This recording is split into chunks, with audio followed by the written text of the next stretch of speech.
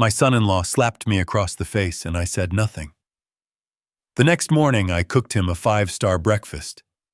He smiled and said finally, "You learned your place, old man." That smile vanished the second he saw who was sitting at his dining table holding his arrest warrant. Before I tell you how I destroyed his life in 24 hours, please like and subscribe. I live in a box. That is the only way to describe the basement of the house in Seattle. It smells of damp concrete and dryer lint. There are no windows, just a small vent near the ceiling that lets in the exhaust from the luxury SUV parked in the driveway. Above my head, I can hear the footsteps of the people who treat me like a parasite. My name is Augustus Blackwood, but they call me Gus. I am 74 years old. To my neighbors, I am just the confused old man who rakes the leaves and forgets to take out the trash. To my son-in-law, Bradley, I am a leech that he has to feed. It was 7 in the evening. My stomach was growling, but I knew the rules. I was not allowed upstairs until they had finished their main course. I sat on the edge of my military cot, staring at the water stains on the wall, waiting for the signal. 3 heavy stomps on the floorboards above. That was the summons. I stood up and smoothed out my worn flannel shirt. I looked in the cracked mirror hanging over the utility sink. The eyes staring back were tired. They were gray and watery. But deep behind that fog was a sharpness that had once terrified the most powerful tax evaders in Chicago. I took a deep breath and climbed the stairs. The door to the kitchen opened and the smell hit me instantly.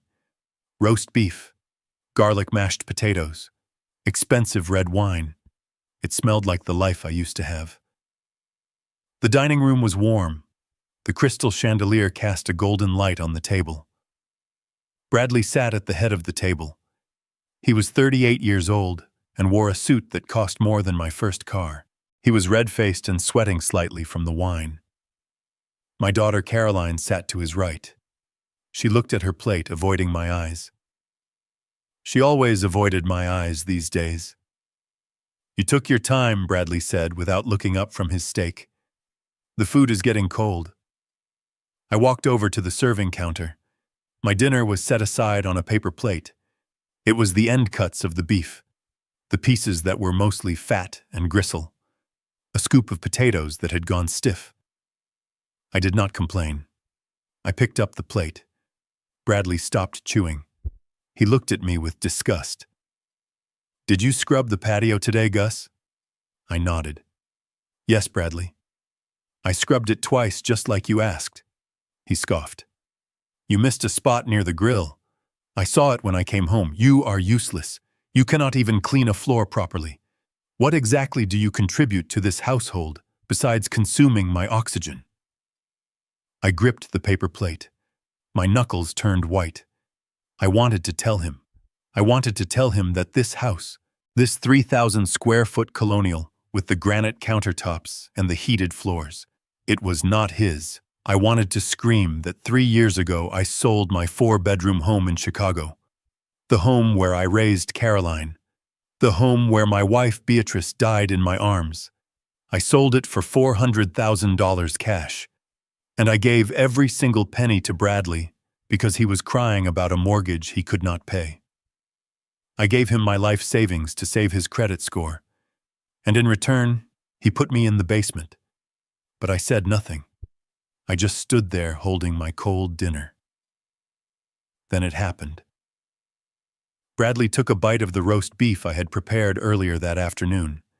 He chewed once, then twice. His face twisted in rage. He spat the meat out onto his expensive ceramic plate. "This is inedible," he roared. He stood up and grabbed the entire platter of roast beef from the center of the table. With a violent swing, he threw it onto the floor. The sound was like a gunshot. The platter shattered. Gravy and meat splattered across the pristine white tiles and onto my shoes. Caroline jumped in her seat, but she did not say a word. She just shrank smaller. "It is too salty," Bradley screamed. "Are you trying to kill me with sodium, you stupid old man? Do you know how hard I work to put this food on the table? I am the director of sales. I bring in the money. And you ruin the only thing I ask for, a decent meal. I looked at the mess on the floor.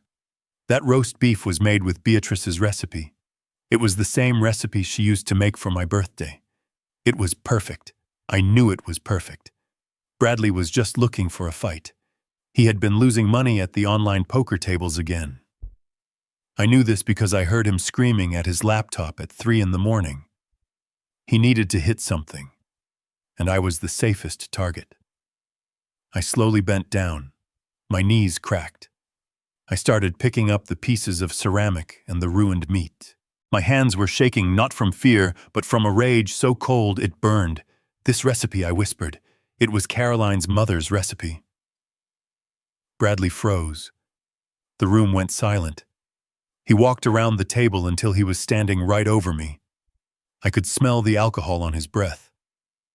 "What did you say?" he asked, his voice dropping to a dangerous whisper. "You are talking back to me now. In my own house." I looked up. I did not stand. I stayed on my knees, surrounded by the garbage he had created. "I said it was a good recipe," I said clearly. Bradley kicked my hand. A sharp pain shot up my wrist. He laughed. "Your wife is dead, Gus, and her cooking was trash, just like you. Now clean this up before I make you eat it off the floor." Caroline finally spoke. Her voice was trembling. "Honey, please. He is old. He did not mean it. Just let him clean it up." Bradley turned on her. "Shut up, Caroline. You are the one who brought this burden into our lives. If you defend him, you can sleep in the basement with him." I continued to pick up the shards. One piece of ceramic was sharp. It sliced my thumb. A drop of bright red blood fell onto the white tile. I stared at it. It was a stark contrast. Red on white. Violence on silence. I reached for a napkin to wipe it up, but my hand bumped the leg of the table. A crystal water glass perched on the edge wobbled. Time seemed to slow down. I reached out to catch it, but I was not fast enough. The glass fell. It hit the tile and exploded. That was the trigger. Bradley did not just yell this time. He moved. He lunged at me. He grabbed the collar of my flannel shirt and hauled me up from the floor. He was strong. Much stronger than a 74-year-old man. He slammed me back against the refrigerator. My head cracked against the metal. Stars exploded in my vision. "You clumsy idiot," he screamed. "That glass cost $50. That is more than you are worth." I tried to steady myself. I tried to speak. "Bradley, I will pay for it." He laughed a cruel, ugly sound. "With what money, Gus? You have nothing. I own you. You live here because I allow it. You eat because I allow it." Then he raised his hand. I saw it coming. I could have blocked it. 40 years ago, I was trained in hand-to-hand combat during my time in the Special Investigations Unit. I could have broken his wrist in 3 places before he even made contact. But I did not. I needed this. I needed him to cross the line from verbal abuse to physical assault. I needed the final justification. His palm connected with my cheek. The sound was loud, a wet slap that echoed in the kitchen. The force of it knocked my glasses off my face. They skittered across the floor, and I heard one of the lenses crack. My face burned. A welt was already forming. I tasted copper in my mouth. My lip was split. I did not fall. I stood there breathing heavily. I looked at Caroline, my daughter, the girl I had carried on my shoulders at the zoo, the girl I had taught to ride a bike. She was standing by the table. Her hands were covering her mouth. Her eyes were wide with terror. "Say something, Caroline," I thought. "Defend your father. Tell him to get out." Caroline lowered her hands. She looked at Bradley, who was panting with adrenaline. Then she looked at me, and she looked away. "Dad," she whispered, "please just go downstairs. Do not provoke him anymore. He is under a lot of stress at work." The silence that followed broke my heart more than the slap ever could. My daughter had chosen her side. She chose the monster because she was afraid of the dark. She thought she was protecting the peace, but there was no peace here. Only submission. Bradley straightened his jacket. He looked at his hand as if my face had dirtied it. "You heard her," he said. "Get out of my sight, and do not come up until I say so. Or next time I will not use an open hand." I bent down and picked up my broken glasses. I put them on. The world was fractured through the cracked lens. I looked at Bradley. I looked at him not as a father-in-law looks at a son. I looked at him the way I used to look at a cartel accountant who thought he had hidden the assets well enough. I memorized his face, the arrogance, the sweat on his brow, the slight tremor in his left hand. "Understood," I said. My voice was calm. It was the calm of a judge reading a death sentence. I turned and walked to the basement door. I did not slam it. I closed it gently. I heard the lock click from the other side. They had locked me in. Again. I walked down the wooden stairs into the darkness. The pain in my cheek was throbbing, but my mind was crystal clear. For 3 years, I had played the role of the helpless old man. I had done it for Caroline. I had done it because I promised Beatrice on her deathbed that I would always take care of our little girl. I thought taking care of her meant helping her husband succeed. I thought if I gave them everything, they would eventually treat me with love. I was a fool. But I was not a weak fool. I went into the small bathroom in the basement. I turned on the cold water tap. I splashed water on my face, washing away the blood from my lip. I looked in the mirror. The red handprint on my cheek was vibrant. "Good," I whispered to myself. I walked over to my old army footlocker tucked under the cot. It was locked with a heavy padlock. Bradley had tried to open it once, but I told him it was just old moth-eaten uniforms and sentimental trash. He believed me because he believed I was nothing. I spun the dial on the combination lock. Left, right, left. The lock clicked open. I lifted the lid. Inside there were indeed old clothes, a moth-eaten sweater, some old paperback books. I reached in and pulled them all out, piling them on the floor. Then I reached for the false bottom of the trunk. I ran my fingernail along the seam and pried it up. Underneath the false bottom lay the tools of my former life. A laptop that looked like a brick from the 90s but had encryption software that the NSA would envy. A stack of files I had compiled over the last 6 months. And a burner phone. A simple black flip phone with a prepaid SIM card. I sat on the cot and picked up the files. I did not need to read them. I had memorized them. Bradley Vance, 38. Gambling debt $250,000. He owed it to a loan shark operation run out of a strip mall in Jersey. He was not being promoted to vice president, as he had told Caroline. He was currently under internal investigation at his company for embezzling $80,000 from client accounts. I picked up the foreclosure notice I had fished out of the recycling bin 2 weeks ago. He had stopped paying the mortgage on this house 6 months ago. The bank was starting proceedings in 30 days. Caroline did not know. She thought they were rich. She thought the new BMW in the driveway was paid for. Then I picked up the most damning piece of paper. I had found it in his briefcase while he was passed out drunk last Saturday. It was a life insurance policy. A new one. $2 million on the life of Augustus Blackwood. Accidental death and dismemberment. The beneficiary was Bradley Vance. Last week he had offered to fix the brakes on my old sedan. He said they were squeaking. I had thanked him, and then I had taken the car to a mechanic friend of mine 2 towns over. My friend told me the brake lines had been tampered with. Not worn out. Cut. He had tried to kill me. And when that failed, he decided to slap me into submission. He wanted me broken or dead. He needed the money to pay off the sharks before they broke his legs. I picked up the burner phone. It had been 3 years since I turned it on. I pressed the power button. The screen lit up blue in the darkness. I dialed a number I knew by heart. It rang once. Weiss. A voice answered immediately. Gruff. No, hello, it is Gus. There was a pause, then a shift in tone. Gus. It has been a long time. Are you okay? No, Weiss.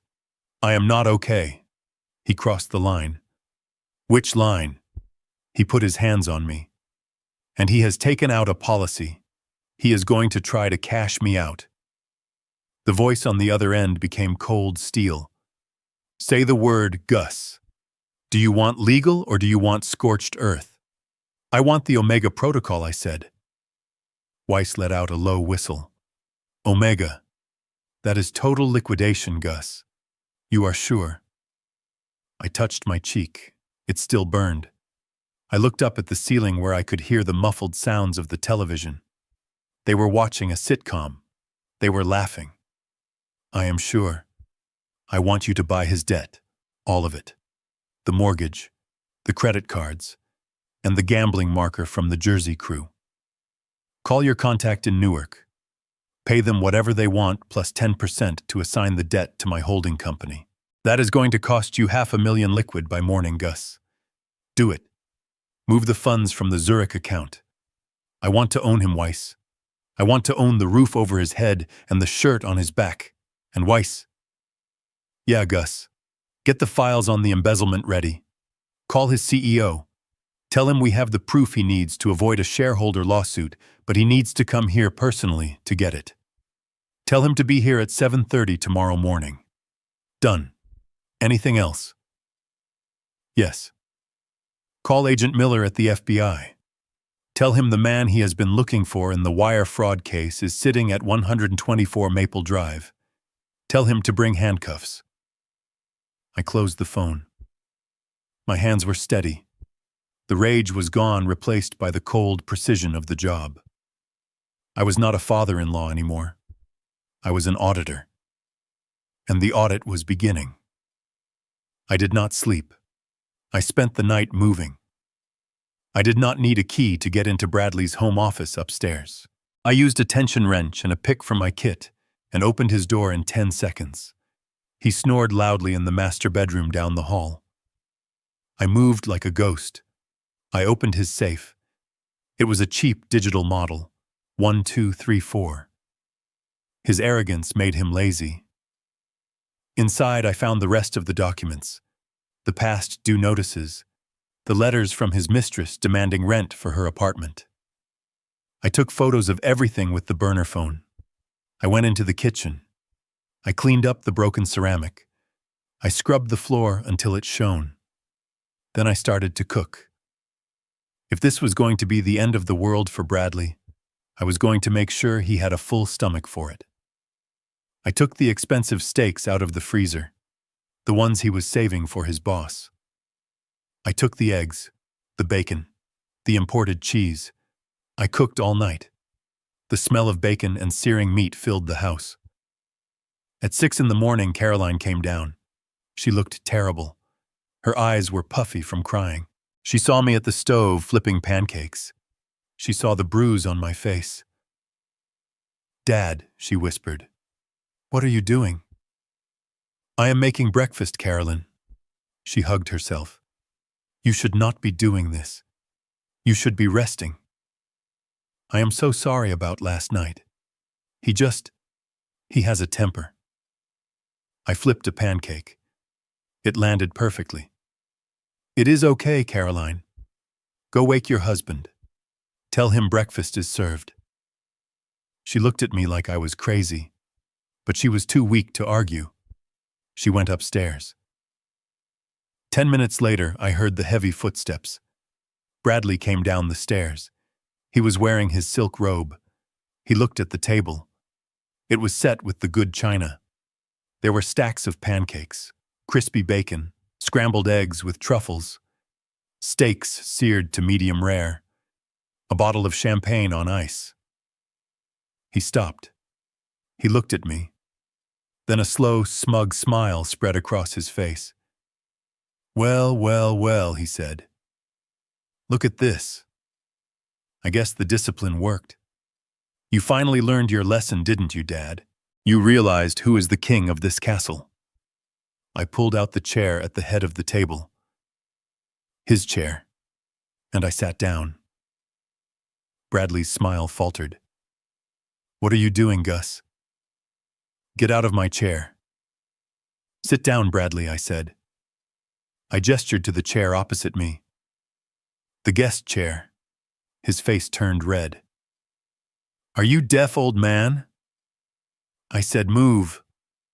I picked up the steak knife. I did not point it at him. I just admired the edge. Sit down, Bradley. We have guests coming. Guests? What guests? It is 7 in the morning. Ding dong. The doorbell rang. Bradley frowned. He looked at the door. He looked at me. He was confused. The fear was starting to creep in behind his eyes. Go answer it, Bradley. It is rude to keep guests waiting. He grumbled something under his breath and walked to the door. He opened it. Standing on the porch was a tall man in a charcoal suit holding a thick leather briefcase. Behind him stood a man with the unmistakable look of federal law enforcement, and behind him stood a man Bradley knew very well. Mr. Sterling. Bradley stammered. His face went pale. Sir, what are you doing here? Mr. Sterling, the CEO of Bradley's company, did not smile. He pushed past Bradley and walked into the dining room. He looked at me. Mr. Blackwood, I presume? I stood up and extended my hand. Thank you for coming, Mr. Sterling. Please have a seat. The bacon is fresh. Bradley ran back into the room. What is going on? Who are these people? The man with the briefcase stepped forward. He was Weiss. He looked at Bradley like he was a stain on the rug. My name is Arthur Weiss. I am Mr. Blackwood's attorney. And as of 4 a.m. this morning, my client is the sole owner of the mortgage note on this property. He is also the owner of your credit card debt. And most importantly, he has purchased the promissory note you signed with Mr. Tony Soprano in New Jersey. Bradley's knees gave out. He grabbed the back of a chair to keep from falling. That is impossible. He has no money. He is a broke old man. Weiss opened his briefcase. He pulled out a stack of documents and dropped them onto the plate of pancakes. He was a broke old man, Weiss corrected, until he decided to stop pretending. He is actually a retired forensic accountant for the IRS Special Crimes Division, and he is worth about $6 million. Caroline let out a scream. Dad, is this true? I looked at my daughter. I did not smile. Yes. Mr. Sterling cleared his throat. Bradley, based on the evidence Mr. Blackwood sent me this morning regarding the diversion of funds to your offshore accounts, you are effective immediately terminated. We will be pressing charges. Bradley looked around the room like a trapped animal. His eyes were wild. He looked at the steak knife on the table. You set me up, he screamed. You senile old freak, you ruined me. He lunged for the knife. The man from the FBI moved faster than light. He swept Bradley's legs and pinned him face down on the hardwood floor. The sound of handcuffs ratcheting shut was the sweetest music I had heard in years. Agent Miller pulled Bradley to his feet. Bradley Vance, you are under arrest for wire fraud, embezzlement, and attempted insurance fraud. You have the right to remain silent. Bradley was crying now. Snot ran down his face. Caroline, please. Tell them this is a mistake. Caroline looked at me. Dad, please. He is my husband. I looked at the man who had slapped me 12 hours ago. The man who had tried to cut my brake lines. He is not your husband, Caroline, I said calmly, slicing a piece of steak. He is a bad investment, and I just liquidated him. I took a bite of the steak. It was perfectly seasoned. not too salty at all. Take him away, Agent Miller. I would like to finish my breakfast in peace. The house was silent, but it was a heavy, suffocating silence. It was 2 in the morning.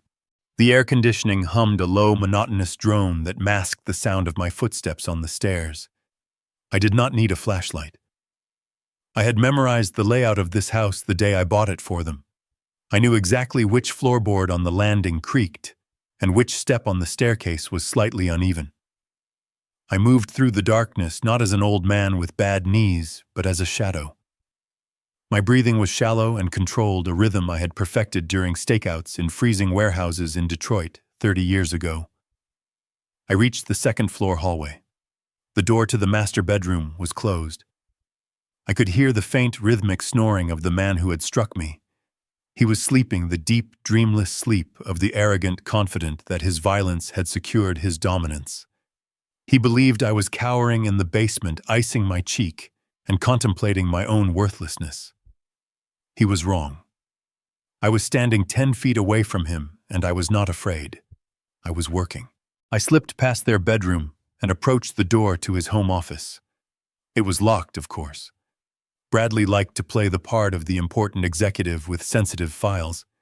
He had installed a keypad lock on the door handle a month ago, bragging about how it was military grade.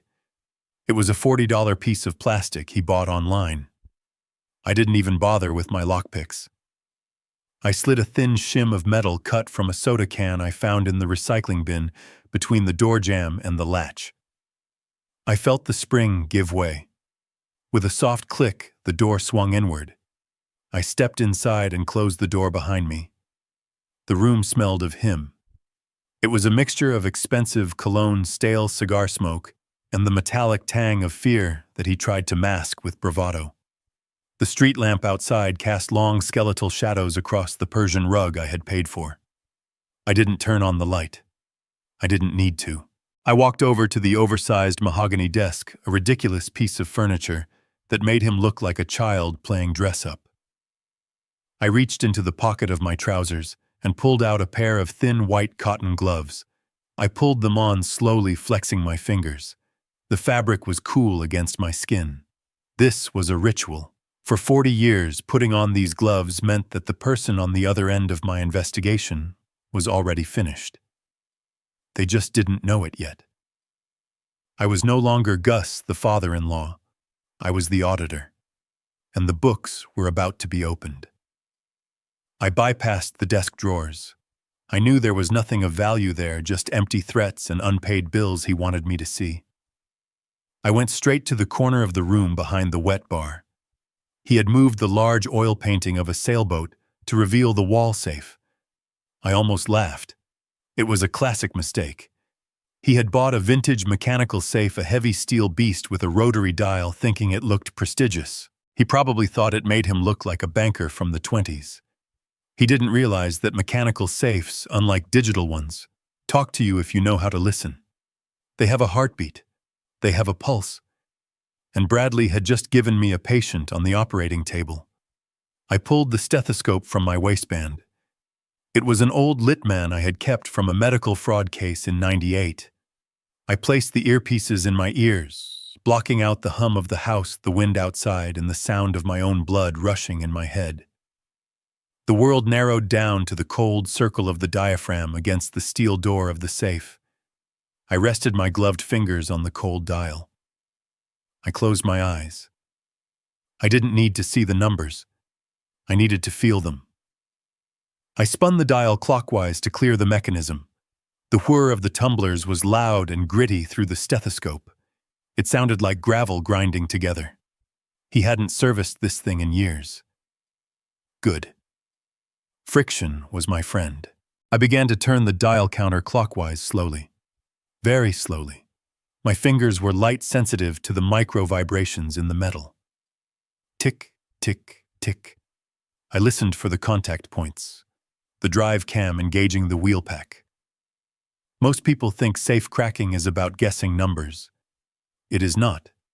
It is about physics. It is about finding the imperfection in the machining. Every lock has a tolerance, a tiny gap where the metal meets the metal. There. A subtle thud resonated through the earpieces, a contact point. I noted the position of the dial in my mind. 42. I spun the dial the opposite way. Tick, tick, click. Another distinct sound. A sharp metallic kiss. 17. I could feel the sweat beading on my forehead, but my hands remained bone dry inside the gloves. 45 seconds. That was my target. I had done this in the field with federal agents screaming at me to hurry up while they held off a cartel enforcer. A sleeping son-in-law was nothing. I spun the dial again. The third number was always the trickiest on these older models. The wheels had to align perfectly for the fence to drop into the gate. I held my breath. I rotated the dial millimeter by millimeter. Tick, tick, clunk. The sound was heavier, deeper. The lever had found its home. I didn't hesitate. I grasped the heavy steel handle and pulled down. The internal bolts retracted with a satisfying heavy slide. The door swung open silently. 43 seconds. I was getting slow, but it was enough. I stared into the dark maw of the safe. It wasn't empty. It was packed. Stacks of papers, bundles of cash held together with rubber bands and thick manila envelopes. I didn't just see documents. I saw leverage. I saw the roadmap of his destruction. I reached in my gloved hand, hovering over the contents. I didn't grab wildly. That is what amateurs do. I needed to document the order. I needed to preserve the chain of custody, even if the only judge and jury in this case was going to be me. I pulled out my burner phone and snapped a photo of the safe's interior before touching a single piece of paper. Then I began to extract the files one by one, placing them gently on the carpet. The smell of old paper and fresh ink rose up to meet me. It was the scent of guilt. I picked up the first document on the stack. It was heavy bound in a blue legal folder. I opened it under the faint light of the street lamp. My eyes adjusted to the dim light scanning the bold text at the top. It wasn't just a loan agreement. It was a confession of a life lived on the edge of a cliff. I turned the page, my gloved finger tracing the signature at the bottom. It was his signature, jagged and rushed. I placed it aside and reached for the next one. A foreclosure notice. Then another. A notice of default on a credit line I didn't even know existed. And there, buried at the bottom under the cash that smelled of stale tobacco, was the insurance policy. I held it up. The paper felt cold. This was the document that had turned my son-in-law from a disappointment into a threat. I looked at the date. 2 months ago. Just before the brake lines on my car were cut. Just before the accidental slip near the pool. He hadn't just gambled away his money. He had gambled away his soul. And he had bet everything on the idea that I was a stupid, helpless old man who would die quietly and leave him a fortune. I placed the documents back in the safe exactly as I had found them, except for the 3 I needed to copy. I would photograph them page by page and then return them before he woke up. He would never know I was here. He would wake up thinking his secrets were locked away behind steel and concrete. He would walk into the kitchen expecting his coffee and his submissive victim. He didn't know that the man in his office wasn't a victim. He was the executioner, and the trial had just ended. I closed the safe door. I spun the dial to scramble the lock. I wiped the handle with a microfiber cloth from my pocket, erasing the heat of my touch. I stood up, peeling off the gloves, and looked around the room one last time. The silence of the house was no longer heavy. It was expectant. It was waiting for the morning. And so was I. I sat cross-legged on the plush carpet, the cold draft from the air vent nipping at my ankles. The contents of the safe were spread out before me like a tarot reading of a man destined for ruin. I picked up the first stack of papers. They were heavy bound, with a thick rubber band that had begun to rot. It snapped as I pulled it off, stinging my thumb. It was a fitting start. The top document was a ledger, handwritten, crude. It was not the kind of spreadsheet Bradley used to show Caroline how successful he was. This was a record of losses. I ran my finger down the column of numbers. 5,000 on the Knicks, 10,000 on a pony in Saratoga, 20,000 on a hand of blackjack in an illegal parlor in the basement of a seafood restaurant downtown. I knew the place. I had audited the owner 10 years ago before he went to federal prison. Apparently, the new management was just as accommodating to fools with addiction issues. I turned the page and there it was. The promissory note. It was typed on plain paper, no letterhead, just a brutal contract of obligation. I recognized the language immediately. It was the standard boilerplate used by the Petrovic organization, a loan shark operation that masqueraded as a payday lender. The principal amount was $250,000. The interest rate was compounded weekly at 5%. I did the math in my head instantly. Bradley wasn't just in debt. He was drowning in an ocean where the sharks wore Italian suits and carried baseball bats. He had signed this 3 months ago. He hadn't made a single payment on the principal. He was just paying the VIG, the interest, just to keep his kneecaps intact. That explained the missing heirloom jewelry Caroline had been crying about last month. He hadn't lost it. He had pawned it to buy another week of walking. I took a photo of the note with my burner phone. My hand was steady, but my stomach churned. This wasn't just irresponsibility. This was danger. These people didn't sue you when you defaulted. They visited your house at dinner time. I set the gambling debts aside and reached for a glossy magazine at the bottom of the stack. It was a copy of Architectural Digest. A bookmark was sticking out of page 42, marking a spread on a villa in Tuscany. It was pathetic.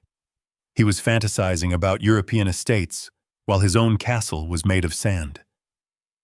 I shook the magazine and a folded envelope fell out from between the pages. It was from the bank. It was unopened. Bradley didn't have the courage to look at his own failure. I didn't have that luxury. I slid my letter opener under the flap and sliced it open. Notice of default and intent to foreclose. The words were printed in stark, bold courier font. I scanned the dates. He hadn't paid the mortgage in 6 months. The bank had sent 3 warnings. This was the final one. They were giving him 30 days to cure the default, or they would auction the house on the courthouse steps. I looked around the room. The mahogany desk, the leather chair, the wet bar stocked with single malt scotch. It was all a stage set. None of it was real. He was living in a house he didn't own, sleeping in a bed the bank had already claimed. He was keeping this from Caroline. He was letting her believe they were secure while the ground was crumbling beneath her feet. I felt a surge of contempt so strong it tasted like bile. He wasn't just a liar. He was a coward. He was willing to let his wife and daughter be thrown onto the street rather than admit he wasn't the big shot he pretended to be. I photographed the foreclosure notice, placing it next to the gambling debt. The narrative was building. The motive was clear. Desperation. A desperate man does desperate things. But I hadn't found the smoking gun yet. I hadn't found the thing that explained the violence. I reached into the back of the safe. My hand brushed against something cold and smooth. A thick manila envelope sealed with red wax. It looked official. Too official. I pulled it out. It was heavy. I broke the seal. Inside was a thick sheaf of papers stapled together with a blue cover sheet. Term life insurance policy. I froze. In my line of work, you learn to recognize the smell of blood in the water. This was it. I opened the policy. I skipped the definitions and the exclusions. I went straight to the declarations page.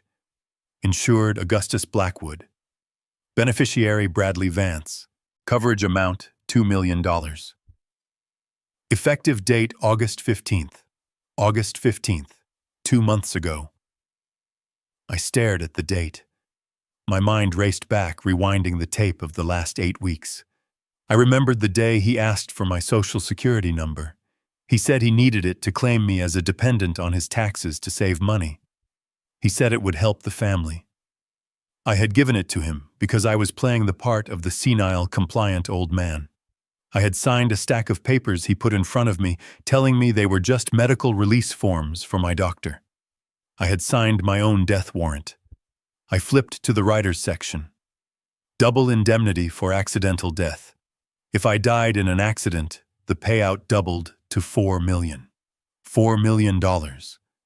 That was enough to pay off the Russians, enough to save the house, enough to keep up the charade of the high-rolling executive for another decade. I sat back against the desk, my breath coming in shallow bursts. The pieces of the puzzle slammed together with a deafening click. Last Tuesday. The brake failure. I closed my eyes, and I was back in my old 2010 sedan coming down Miller's Hill. It was a steep, winding road with a sharp curve at the bottom that overlooked the ravine. I had pressed the brake pedal. It had gone to the floor. No resistance. Just mush. I remembered the panic, the way the trees blurred, the way I had to downshift, violently grinding the gears using the emergency brake to spin the car into a ditch just inches from the guardrail. I had walked away with a bruised shoulder and a shaken ego. Bradley had been so solicitous when I called him. He had insisted on having the car towed to his mechanic. He said the master cylinder must have blown. He said old cars are dangerous. Dad, you really should let me drive you. I hadn't bought it. I had gone to the tow yard that night, slipping the guard a 50 to let me look at the wreck. I had crawled under the chassis. The brake lines hadn't burst. They had been cut. Cleanly. With wire cutters. At the time, I thought it was random vandalism. Or maybe I just didn't want to believe the alternative. But now, holding this policy in my gloved hands, the truth was undeniable. It wasn't an accident. It was a dry run. He had tried to kill me. He had tried to cash in his $4 million lottery ticket. And when that failed, when I survived, he had come home and looked at me with that mixture of disappointment and rage. That was why he snapped at dinner. That was why he slapped me. He wasn't just angry about the salt in the roast beef. He was angry that I was still breathing. He was angry that I was still an obstacle instead of a deposit in his bank account. I looked at the signature on the bottom of the application. It was a forgery of my signature, but a good one. He had practiced. This changed everything. This wasn't just about financial ruin anymore. This wasn't just about teaching a lesson to an arrogant boy. This was survival. I was living in a house with a man who was actively plotting my murder. Every meal he served me could be poisoned. Every trip down the stairs could be a push. I felt a cold calm settle over me. It was the same feeling I used to get right before a raid. The fear vanished, replaced by a singular crystalline focus. He wanted to play for high stakes. He wanted to trade a life for money. Fine. I would give him the transaction he wanted. But he didn't realize who he was trading with. He thought he was the predator because he was young and strong, and I was old and slow. He didn't know that I had spent 30 years hunting men who would eat him for breakfast. I photographed every page of the policy. I took close-ups of the forged signature. I took pictures of the double indemnity clause. I put the papers back in the envelope. I resealed it carefully, heating the wax with a lighter I found in his desk drawer and pressing it back into place so it looked undisturbed. I put the foreclosure notice back in the magazine. I put the gambling ledger back in the stack. I returned everything to the safe exactly as I had found it. I closed the heavy steel door and spun the dial, wiping my prints. I stood up in the dark office. I checked my watch. It was 4:15 in the morning. I had the evidence. I had the motive. I had the weapon. Now I just needed to set the table. I walked out of the office and down the hall past the room where my assassin slept. I didn't look at his door. He was already a ghost to me, a problem to be solved, a calculation to be balanced. I went downstairs to the kitchen. I turned on the lights. The stainless steel appliances gleamed. I washed my hands. I took the heavy cast iron skillet from the rack. It was time to cook breakfast. And it was going to be a meal he would never forget. The kitchen was cold at 3 in the morning. The stainless steel appliances that Bradley was so proud of hummed with a detached electric vibration. I was standing by the sink, splashing water on my face, trying to wash away the phantom sensation of his hand on my cheek. The bruise had darkened to a deep, ugly purple. It throbbed in time with my heartbeat. I heard the soft pad of bare feet on the hardwood behind me. I did not turn around immediately. I dried my face with a paper towel, taking my time composing the mask I had worn for 3 years. When I finally turned, Caroline was standing in the doorway. She was wearing a silk nightgown that looked too thin for the chill of the house. She held a glass of water in both hands, clutching it like a lifeline.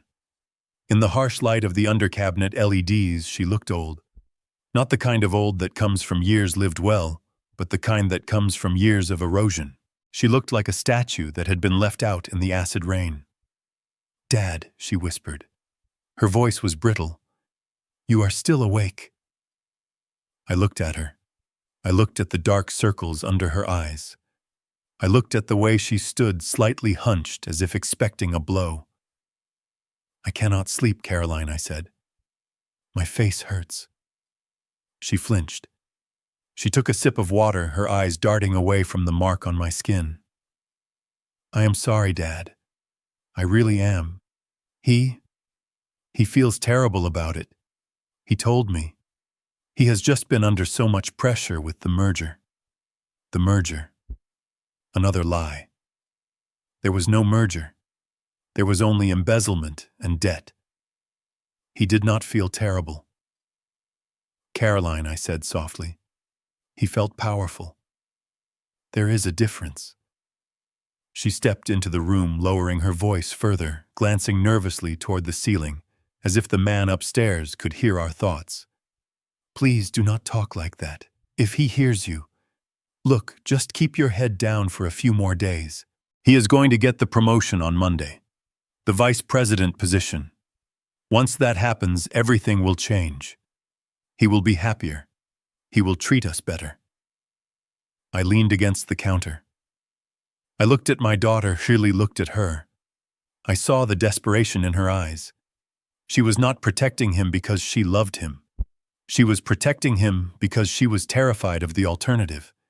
She was terrified of the world without his money, without his status, without the illusion of the perfect suburban life. "Caroline," I said, my voice steady, "I need to ask you something, and I need you to answer me honestly. Not as his wife, but as my daughter." She froze. "What is it? If I walked out that door right now, if I packed my bag and left this house tonight, would you come with me?" She blinked, confused. "What? Would you leave him? Right now? Leave the house and leave the car? Leave the life? Just walk out the door with your father and never look back?" She stared at me. Then she let out a short, nervous laugh. It was a sound devoid of humor. "Dad, be serious. Where would we go?" "Anywhere," I said. "We could start over. Just you and me. We could find a small place. We could be safe. You would never have to be afraid of spilling a glass of water again." She shook her head, backing away a step. "Dad, you are talking crazy. You do not have anywhere to go. You sold your house. You have no savings. You live in our basement. If I left with you, we would be homeless. We would be on the street." "Is that what you think?" I asked. "You think I am helpless?" "I think you are old, Dad," she said, her voice rising slightly in frustration. "I think you are confused and hurt, and you are not thinking clearly. Look around you. This house, it is security. Bradley provides for us. Yes, he has a temper. Yes, things are hard right now. But he is going to be vice president. We are going to have everything we ever wanted. I cannot just throw that away to go live under a bridge with you because you got your feelings hurt." "My feelings hurt." I touched the bruise on my face. It wasn't my feelings that were bleeding. So that is your choice, I said. You choose the roof over your head. You choose the promise of money. Even if the price is your dignity. Even if the price is watching your husband assault your father. She slammed the glass down on the counter. Water sloshed over the rim. Stop it. Stop trying to make me feel guilty. I am doing what I have to do to survive. You should understand that. You are the one who has been living off his charity for 3 years. If you were really a strong man, if you really had any pride, you would have left a long time ago. But you didn't. Because you need him. Just like I do. The words hung in the air, heavy and suffocating. She believed it. She truly believed that Bradley was the sun, and we were just planets orbiting his gravity dependent on his warmth to survive. She had bought the lie so completely that she couldn't see the bars on her own cage. I looked at her one last time. I tried to find the little girl who used to wait by the window for me to come home from work. I tried to find the young woman who wanted to be a teacher, who wanted to travel, who wanted to help people. But she wasn't there. She had been consumed by fear and comfort. She had made her choice, and now I had to make mine. Okay, Carolyn, I said. My voice was devoid of emotion now. It was just a fact. I understand. Go back to bed. She looked at me, expecting a fight, expecting begging. When she didn't get it, she looked relieved. Good. I am going back to sleep. And Dad, please, tomorrow morning just apologize to him. For the glass. Smooth things over. For me. She turned and walked out of the kitchen. I watched her go. I watched her climb the stairs back to the bedroom where she would lie down next to a man who viewed her as property. I waited until I heard the bedroom door click shut. I turned back to the sink. I picked up the glass she had left there. I poured the water down the drain. You are wrong, Caroline, I whispered to the empty room. I don't need him. And after tomorrow morning you are going to wish you had walked out that door with the old man from the basement. I walked over to the kitchen table. I sat down. I pulled the burner phone from my pocket. It was time. I had given her a chance. I had given her an exit ramp. She had chosen to stay on the highway. Now I was going to blow up the bridge. I opened the laptop I had hidden under the sink cabinet earlier. I logged into the secure server. I brought up the transfer protocols. $500,000. It was a lot of money. It was enough to buy freedom. It was enough to buy justice. I looked at the clock on the stove. 3:45. The markets in Zurich were open. I pressed enter. The screen flashed green. Transfer complete. Asset acquired. I was no longer a guest. I was no longer a burden. I was the bank. I closed the laptop. I stood up. I walked to the refrigerator and opened it. I took out the carton of eggs. I took out the package of thick-cut bacon. If I was going to destroy my daughter's illusions, I was going to do it on a full stomach. I lit the burner on the stove. The blue flame flared to life, steady and hot. It was time to cook. The laptop screen was the only source of light in the dark kitchen, casting a ghostly blue glow across the granite countertop. To the untrained eye, the machine looked like a relic, a heavy brick of plastic that belonged in a museum. But as I typed the command lines, the processor hummed with a speed that defied its age. I was not browsing the internet. I was accessing a secure gateway, a financial tunnel that connected the basement of this suburban house directly to a private banking server in Zurich. I watched the cursor blink. It was a steady, rhythmic pulse like a countdown. On the screen, 2 windows were open. On the left was the foreclosure file for the house I was standing in. The bank had bundled Bradley's bad mortgage with 1,000 others ready to sell it off for pennies on the dollar to clean their books. On the right was the promissory note from the Jersey loan sharks. Weiss had done his job perfectly. He had convinced the Petrovic's crew that a quick cash payout was better than chasing a deadbeat who was about to go to prison. They had agreed to assign the debt to a blind trust. My blind trust. I looked at the total at the bottom of the screen. $500,000. It was a fortune to most people. It was the price of a life. To me, it was just ammunition. I typed in the authorization sequence. My fingers moved with a memory that hadn't faded in retirement. It felt like loading a weapon. Each keystroke was a bullet sliding into the magazine. I paused for a fraction of a second. I looked up at the ceiling toward the master bedroom. Bradley was sleeping on a mattress that was technically already mine. He was dreaming of a promotion that didn't exist. He thought he was the king of the castle, but he didn't realize the castle had been sold out from under him while he snored. I pressed the enter key.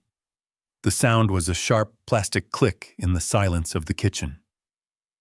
Processing. The word flashed on the screen. I waited. The seconds stretched out.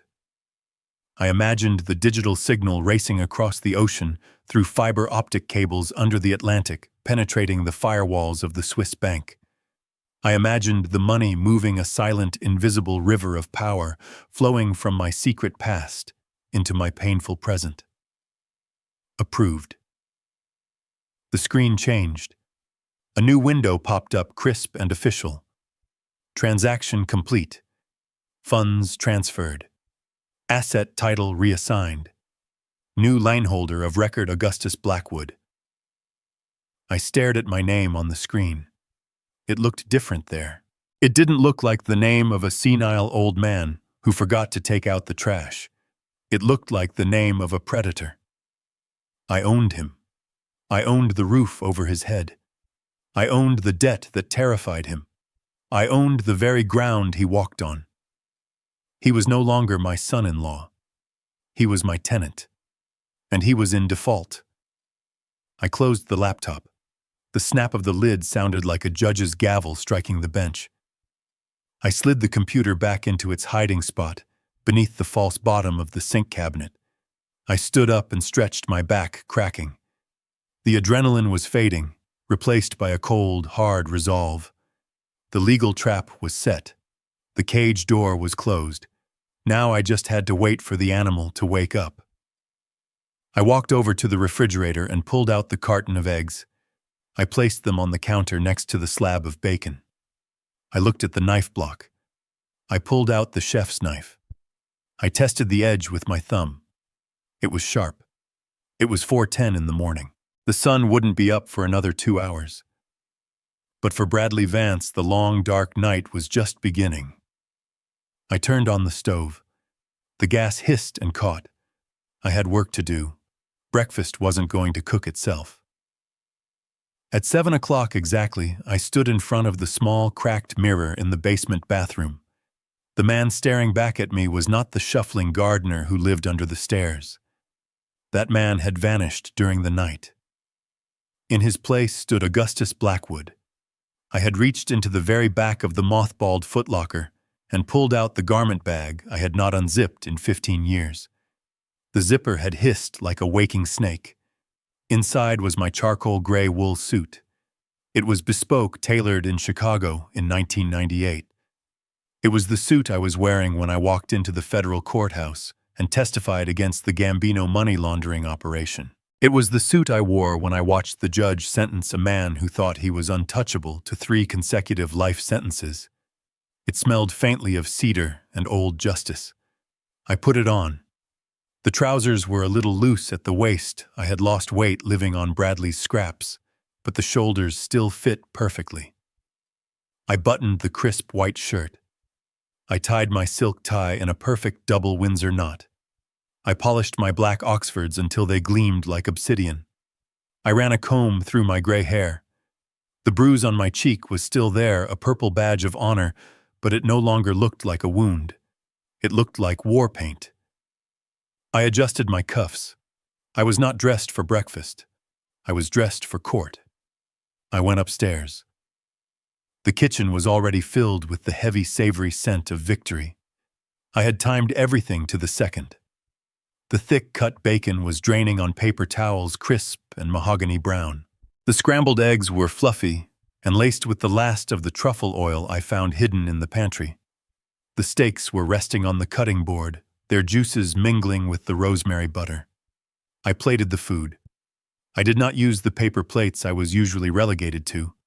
I took down the fine china, the wedding gifts that Caroline was too afraid to use. I polished the silver until it reflected my face. I set the table for 4. I placed the main platter in the center of the table.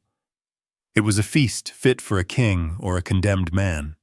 I poured freshly squeezed orange juice into crystal glasses. I placed the bottle of champagne in a silver bucket of ice.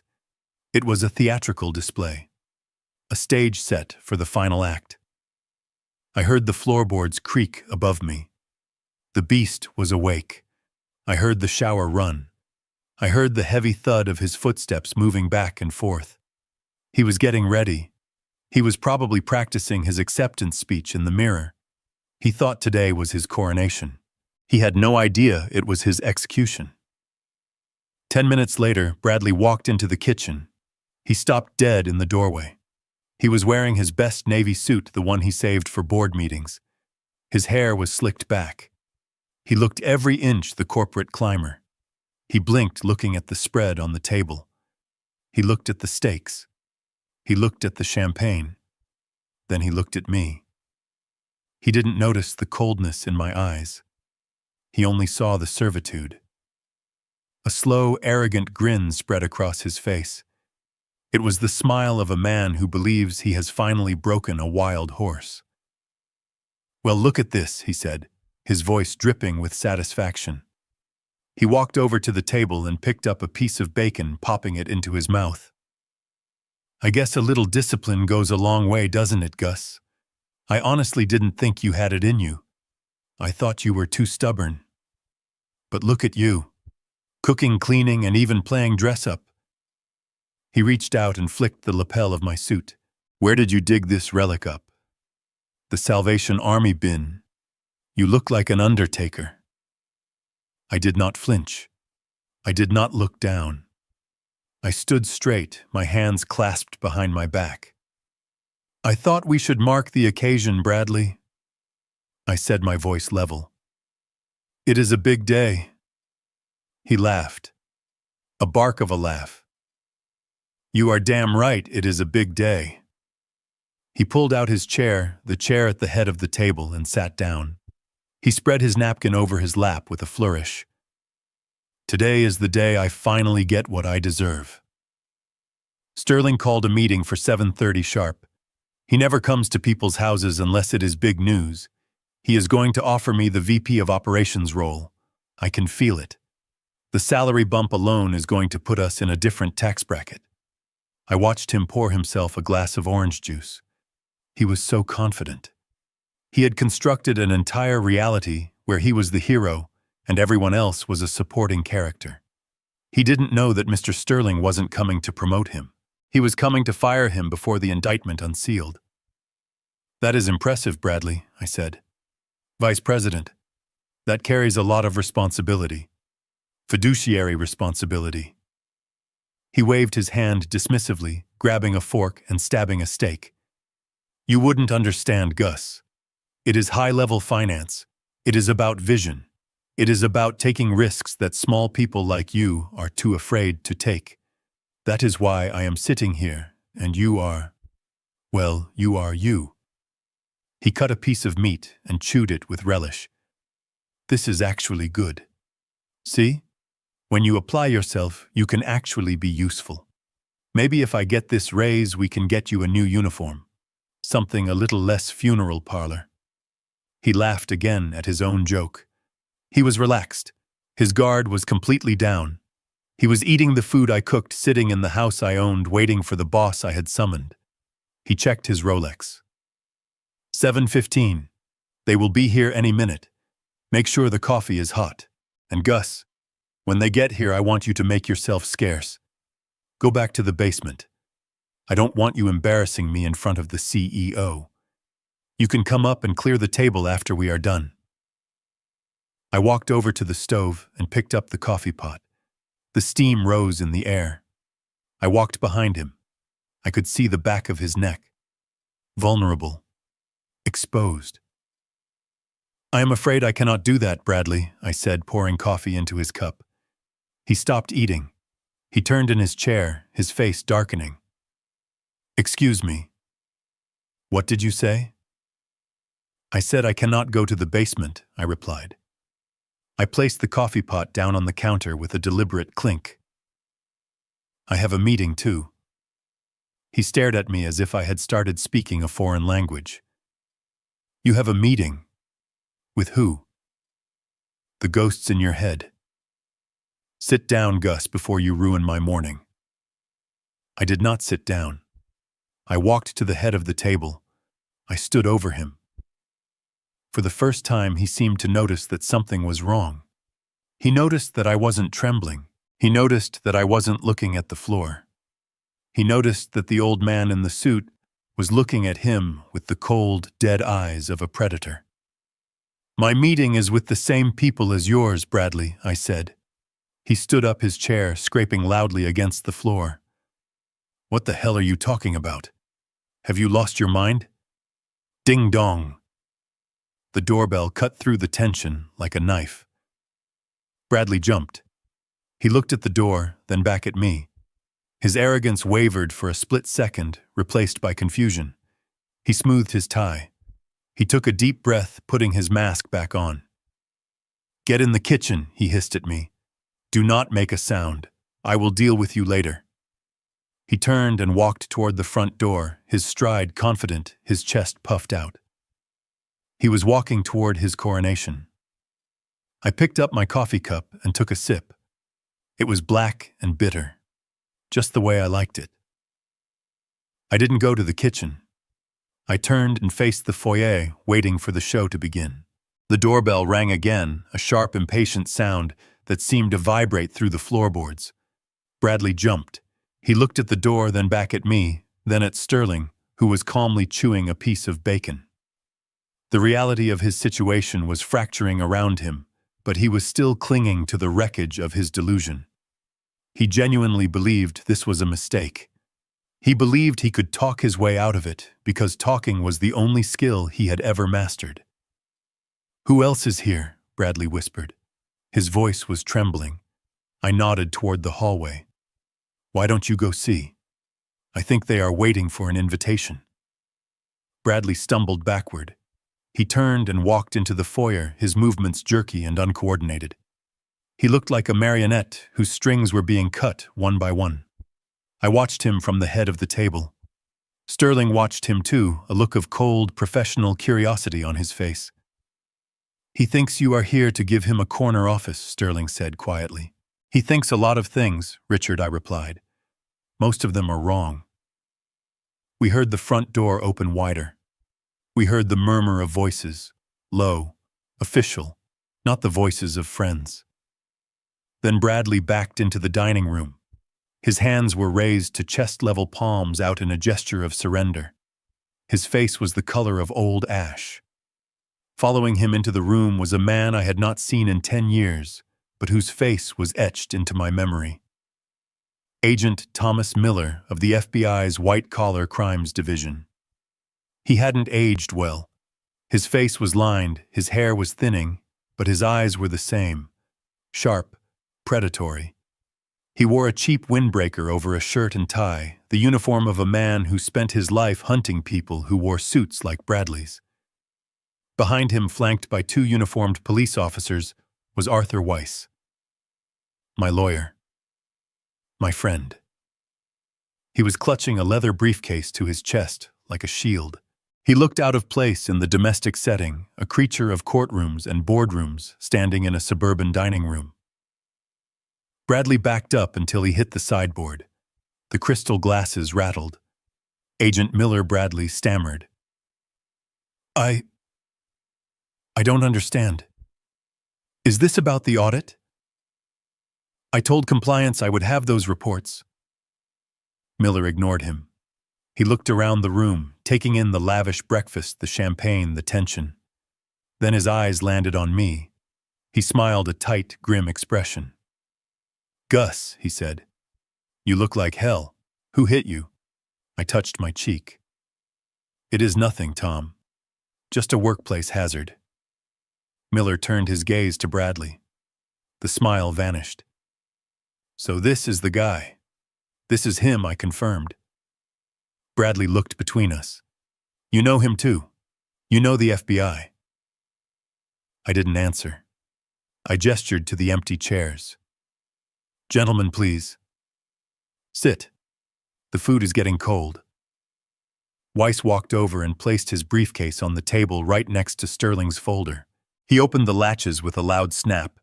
He didn't sit. He pulled out a sheaf of legal documents, legal-size, blue-backed heavy. Mr. Vance Weiss began, his voice dry and devoid of inflection.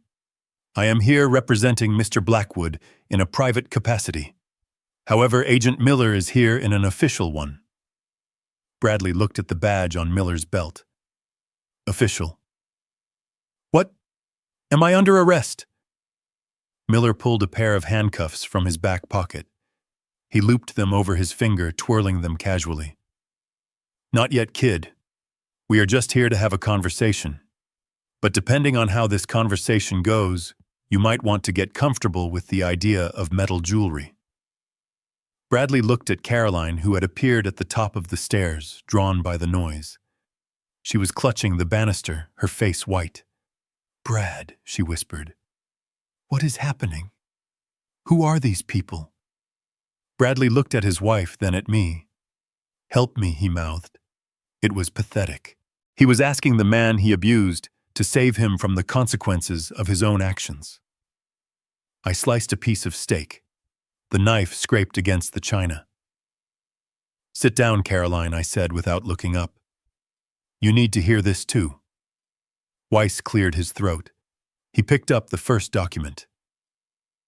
"Mr. Vance, as of 4 o'clock this morning, my client, Mr. Augustus Blackwood, has successfully executed a purchase agreement for the mortgage note on this property located at 124 Maple Drive. The bank was quite eager to offload the toxic asset, given that it is 6 months in arrears." Bradley's mouth fell open. You bought the mortgage." "But I was talking to them. I had a forbearance agreement in the works." Weiss shook his head. "You had nothing, Mr. Vance. You had a foreclosure date, which my client has now canceled. He is the bank now, and according to the terms of the note which I have here, he is exercising his right to accelerate the debt." "Accelerate," Bradley whispered. "It means the full amount is due," I said. "Now, $480,000. Bradley laughed, a hysterical, high-pitched sound. "I don't have that kind of money. You know I don't. That is why we are here." Weiss placed another document on top of the mortgage. "We know. We also know about the $250,000 you owe to a Mr. Petrovic in New Jersey. An interesting character, Mr. Petrovic. He was very surprised to hear from us. He was even more surprised when we offered to buy your marker for 50 cents on the dollar." Bradley stopped breathing. He clutched his chest. "You talked to Petrovic. You bought the gambling debt." "I own it, Bradley," I said. "I own the paper. I own the interest. I own you. You can't do that," Bradley screamed. "That is illegal. That is loan sharking." "It is perfectly legal assignment of debt," Weiss corrected. "And unlike Mr. Petrovic, my client does not break legs. He just takes assets." "What assets?" Bradley shrieked. "I have nothing." Weiss smiled a thin, shark-like smile. "We know that too. That is why we are looking at your future earnings. Or rather, the lack thereof." He gestured to Sterling. The CEO stood up. He picked up the folder he had thrown on the table. "Bradley Vance," he said, his voice booming in the small room. "You are fired. For cause. Effective immediately. And my legal team is filing a civil suit for the recovery of the $80,000 you stole. We are also freezing your 401k and any stock options you think you have. Bradley slid down the front of the sideboard until he hit the floor. He sat there, legs splayed, looking like a broken doll. Fired, he whispered. Foreclosed. And arrested. Miller added, stepping forward. Bradley looked up, tears streaming down his face. Arrested for what?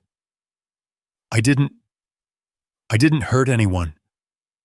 I stood up. I walked over to him. I loomed over him, casting a long shadow. You hurt me, Bradley, I said softly. But that is not why you are going to jail. I pulled the insurance policy from my inside jacket pocket. I threw it on his lap.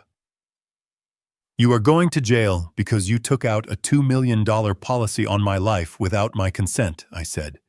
And then you cut the brake lines on my car. Carolyn screamed. It was a raw, primal sound of denial. No, that is not true. He wouldn't. He loves you, Dad. He has a temper. I looked at my daughter. She was shaking her head, tears flying. Look at the signature, Caroline, I said, pointing to the document. Look at the date. Bradley scrambled backward, crab walking away from the paper as if it were burning. It was just insurance. In case something happened. The brakes. That was an accident. The mechanic said. The mechanic is a witness, Miller interrupted. We have his statement. He saw the cut lines. He saw the tool marks. And we found the wire cutters in your garage, Bradley, with traces of brake fluid on them. Miller reached down and grabbed Bradley by the lapels of his expensive suit. He hauled him to his feet. Bradley Vance, you are under arrest for attempted murder, insurance fraud, and wire fraud. He spun Bradley around and slammed him against the sideboard. The impact rattled the dishes. He pulled Bradley's arms behind his back. Click, click. The handcuffs locked into place. Bradley began to sob. Ugly, heaving sobs. Caroline, please. Do something. Call a lawyer. Call someone. Caroline stood frozen at the foot of the stairs. She looked at her husband, the man who had promised her the world. She looked at him in cuffs, snot running down his face. Then she looked at me. I was standing calmly by the table, sipping my coffee. Dad, she whispered. You did this. You ruined us. I set the cup down. No, Caroline, I said. I saved you. I cut out the cancer. Miller began to drag Bradley toward the door. Bradley struggled, kicking his feet. Wait, he screamed. I can fix this. Dad, Gus, listen to me. I'm sorry. I'm sorry about the slap. I'm sorry about the basement. Just tell them to stop. I will pay you back. I will work. I will do anything. I watched him go. I watched them drag him out the front door into the bright morning sun where a squad car was waiting. I turned back to the table. Sterling was watching me with respect. Weiss was packing up his papers. I looked at the breakfast. The food was cold now. But I didn't care. I picked up a piece of bacon and ate it. It tasted like freedom. Caroline sank to the floor, burying her face in her hands. I walked over to her. I knelt down. Get up, Caroline, I said gently. She looked at me, her eyes filled with hate and fear. Where will I go? I have nothing. I stood up and offered her my hand. You have a choice, I said. You can stay here and cry for a man who tried to kill your father. Or you can pack a bag. She stared at my hand. She didn't take it. I left her there on the floor. I walked back to the table and picked up the bottle of champagne. I poured a glass for Sterling. I poured a glass for Weiss. I poured one for myself. To justice, I said, raising my glass. To justice, they replied. We drank. The bubbles were cold and sharp. Outside, the siren wailed, fading into the distance. Inside, the silence was absolute. The king was dead. Long live the landlord. The silence in the dining room was heavy enough to crush a lesser man, but Bradley was too busy drowning in his own confusion to notice the weight. He stood near the sideboard, his chest heaving, his eyes darting between Sterling and the open front door. He looked like a man who had walked onto a stage in the middle of a play he did not know the lines for. He was waiting for the script to make sense again. He was waiting for the moment when everyone would realize that he was the vice president and I was the charity case living in the basement. He did not have to wait long for the next actor to take the stage. Heavy footsteps echoed on the hardwood of the foyer. These were not the polished taps of corporate loafers like Sterling's. These were the dull thuds of rubber-soled tactical boots. 2 uniformed police officers stepped into the frame first. They did not speak. They did not smile. They simply moved to the sides of the archway, flanking the entrance like pillars of blue judgment. Their hands rested casually near their belts. They were not here to eat pancakes. Bradley's face lit up with a desperate, manic hope. He let out a breath he must have been holding for a minute. He pointed a shaking finger at me. "Officers, thank God you are here." He took a step forward, regaining a shred of his arrogance. "I want this man removed from my property immediately. He is mentally unstable. He has been hacking my computer. He threatened me with a knife. Look at him. He is wearing a suit he stole. He is having a psychotic break." The officers did not move. They did not even look at Bradley. They looked past him. A third man walked through the door. He moved with a deceptive slowness, a predator saving his energy for the kill. He wore a cheap windbreaker that had seen better days over a white shirt that was fraying at the collar. He looked like a tired accountant or a high school geography teacher until you saw his eyes. His eyes were cold flint. Agent Thomas Miller of the Federal Bureau of Investigation stopped in the center of the room. He looked at the crystal chandelier. He looked at the silver platter of bacon. He looked at Sterling, who gave him a curt nod of recognition. Finally, he looked at Bradley. Bradley froze. The finger he was pointing at me wavered and dropped. He recognized the look of federal authority even if he had never seen it up close before. Who are you?" Bradley stammered. Miller ignored him completely. It was a masterclass in dismissal. He walked right past the homeowner, as if Bradley were a piece of furniture, and approached the head of the table where I was sitting. Miller pulled out the chair to my right, the one Caroline usually occupied. He scraped it loudly against the floor. He sat down heavily, the wood groaning under his weight. He reached into the inner pocket of his windbreaker. Bradley took a step back, his back hitting the wall. "What is going on? Why aren't you arresting him? He is dangerous." Miller placed a heavy metal object on the fine linen tablecloth. It made a dull, heavy clunk that silenced the room. It was a pair of standard-issue steel handcuffs. They gleamed under the chandelier light lying there next to the crystal juice glasses, like a memento mori. Miller then reached for the coffee pot. He poured himself a cup, black. He took a sip and grimaced. "Good coffee, Gus," he said, his voice raspy from too many years of chain smoking and interrogation rooms. "Better than the swill at the field office," I nodded. "It is a Colombian blend, Tom. I grind the beans myself." Miller turned his head slowly and looked at me. He studied the bruise on my cheek, the split lip, the swelling that had started to close my left eye. His expression hardened. The professional detachment slipped for just a second, revealing the anger of an old friend.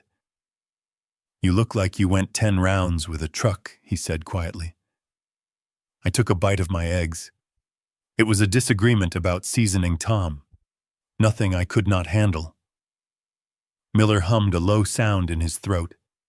He turned his chair slightly so he was facing Bradley. He didn't stand up. He didn't raise his voice, he just looked at him. "Bradley Vance," he said. Bradley swallowed hard. Yes, that is me. I am the owner of this house. Miller picked up a piece of bacon and chewed it thoughtfully. Actually, according to the county recorder and the bank documents I reviewed at 4:30 this morning, you are technically a squatter. But we are not here for the eviction. That is a civil matter. Bradley's knees started to shake. He looked at Sterling for help, but the CEO was busy reading a file on his phone, ignoring his employee completely. Then why are you here? Bradley whispered. Miller reached into his windbreaker again. This time he pulled out a thick manila envelope. It was stamped with the seal of the Department of Justice. He tossed it onto the table. It slid across the cloth and stopped right in front of Bradley's plate. We are here because your father-in-law called in a favor, Miller said. He told me he had found a rat. And Gus has a very good nose for rats. Bradley stared at the envelope. He didn't touch it. Open it, Miller said. Bradley reached out his hand, trembling violently. He lifted the flap. He pulled out the top document. It was a forensic audit report. The header read, Internal Revenue Service Special Investigations Division. Miller leaned forward, resting his elbows on the table. The file on the embezzlement is complete. Mr. Vance, $80,000 diverted from client escrow accounts into a shell company registered in the Cayman Islands. You were not very careful with your digital footprint. You used your work laptop. You used the company Wi-Fi. You might as well have signed a confession and mailed it to us. Bradley dropped the paper. It fluttered to the floor, landing in the spot where he had smashed the roast beef the night before. No, he wheezed. No, that is a mistake. I was just moving funds. It was temporary. I was going to put it back. Miller smiled. It was not a nice smile. It was the smile of a wolf looking at a trapped rabbit. That is what they all say, kid. They always say they were going to put it back, but then they lose it on the ponies or the poker tables. We traced the transfers, Bradley. We know about the gambling debts. We know about the loan sharks in Jersey. We know everything. Miller tapped the handcuffs on the table with his index finger. Clink. Clink. You are facing 20 years for wire fraud, Bradley. And that is before we even start talking about the insurance fraud scheme you cooked up with that $2 million policy on Gus here. Attempted murder is a state charge, but I imagine the local DA will be very interested in the evidence Gus pulled from your safe last night. Bradley looked at me. His eyes were wide, glassy with shock. He looked at the man he had called useless, the man he had dismissed as a burden. He saw the suit. He saw the calm. He saw the truth. You broke into my safe, he whispered. I dabbed my mouth with a linen napkin. I didn't break anything, Bradley. I opened it. There is a difference. Just like there is a difference between a father-in-law and a forensic auditor. You should have checked my resume before you decided to make me your enemy. Miller stood up. The chair scraped back. He picked up the handcuffs. Finish your breakfast, Gus Miller said. I will take the trash out. Bradley bolted. He spun around and lunged for the back door, scrambling over the expensive rug, slipping in his socks. He didn't make it 3 steps. The 2 uniformed officers moved with practiced efficiency, blocking the hallway. Bradley slammed into the wall, sliding down until he was a weeping heap on the floor. Miller walked over to him, swinging the cuffs. The party is over, kid. The room was still vibrating from the shock of Miller's handcuffs hitting the table when the third man stepped forward. He had been standing quietly in the shadow of the archway, a silent observer to the carnage. Arthur Weiss did not look like a man who enjoyed violence. He looked like a man who enjoyed paperwork. He was small and neatly grooming, with a pair of wire-rimmed spectacles perched on a nose that had smelled fear in 1,000 boardrooms. He held his leather briefcase with both hands, not like a shield, but like a weapon. Bradley was slumped against the wall, gasping for air. his eyes darting frantically between Miller and the handcuffs. He was trying to find an exit, a loophole, some way to spin this disaster into a misunderstanding. When he saw Weiss approach the table, he straightened up slightly. He recognized the cut of the suit. He recognized the smell of billable hours. He thought he saw a lifeline. A lawyer meant negotiation. A lawyer meant a deal could be cut. Sir Bradley wheezed, wiping snot from his upper lip. "Sir, are you his public defender? You have to help me. These men are harassing me. My father-in-law is senile. He doesn't know what he is doing." Weiss did not answer.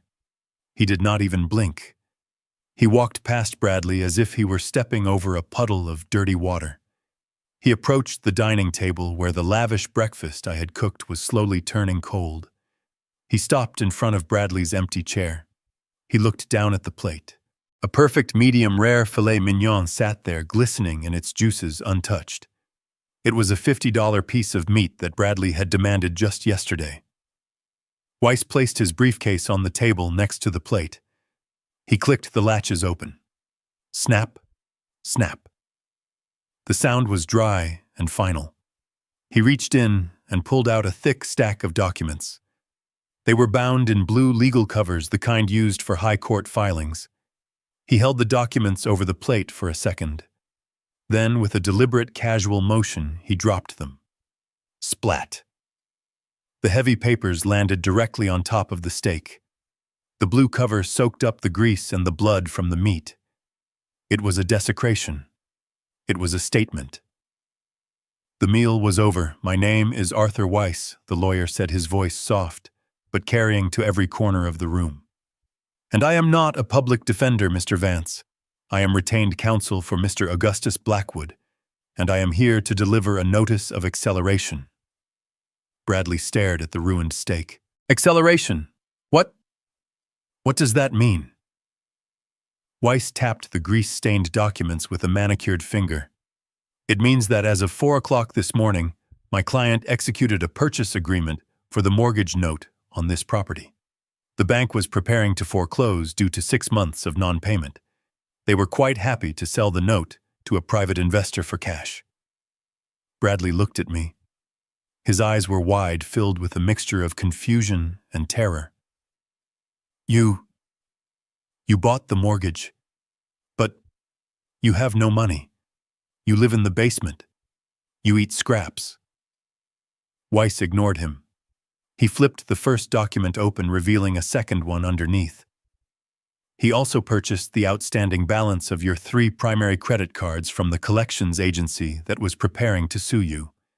And most interestingly, he purchased a promissory note from a private lending organization in New Jersey." Bradley went white. He stopped breathing. The mention of New Jersey hit him harder than the handcuffs.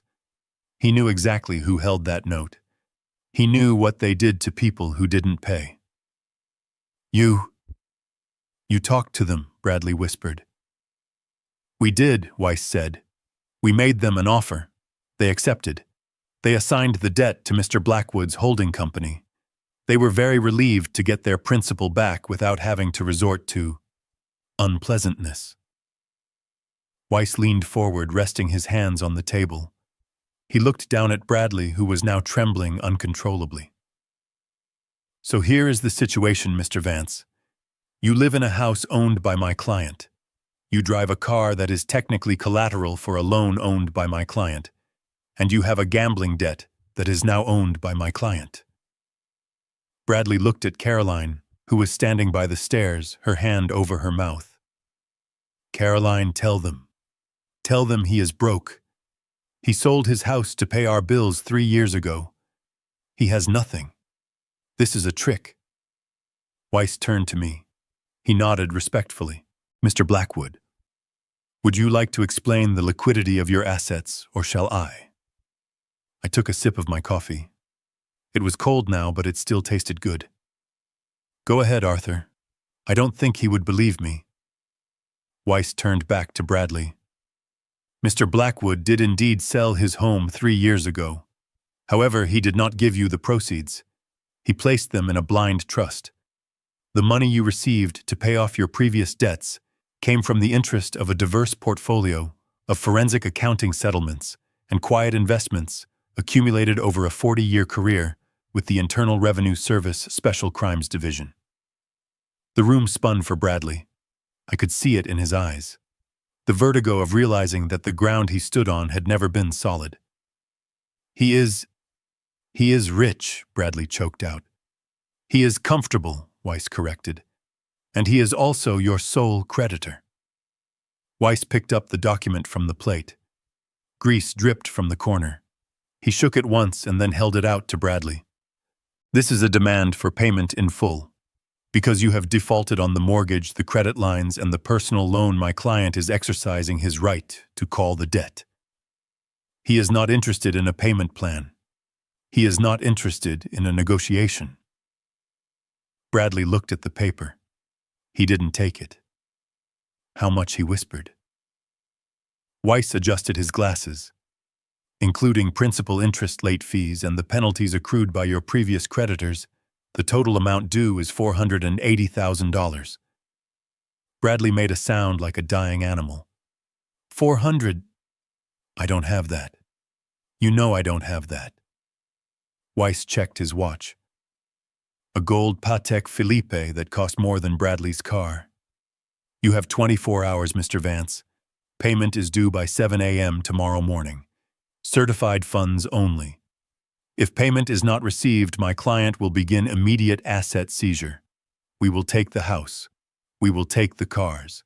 We will take the contents of your bank accounts, assuming the FBI hasn't already frozen them. And we will garnish any future wages you might earn, assuming you ever find employment again after today. But where am I supposed to go? Bradley cried. This is my house. Weiss dropped the greasy document onto Bradley's lap.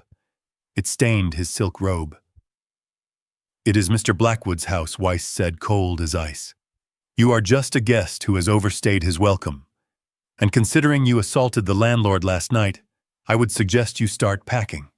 You have 24 hours to pay or vacate. And Mr. Vance, if you damage a single piece of drywall on your way out, I will make sure you spend an extra 5 years in civil court after you get out of federal prison. Bradley looked at me. He looked at the father-in-law he had slapped.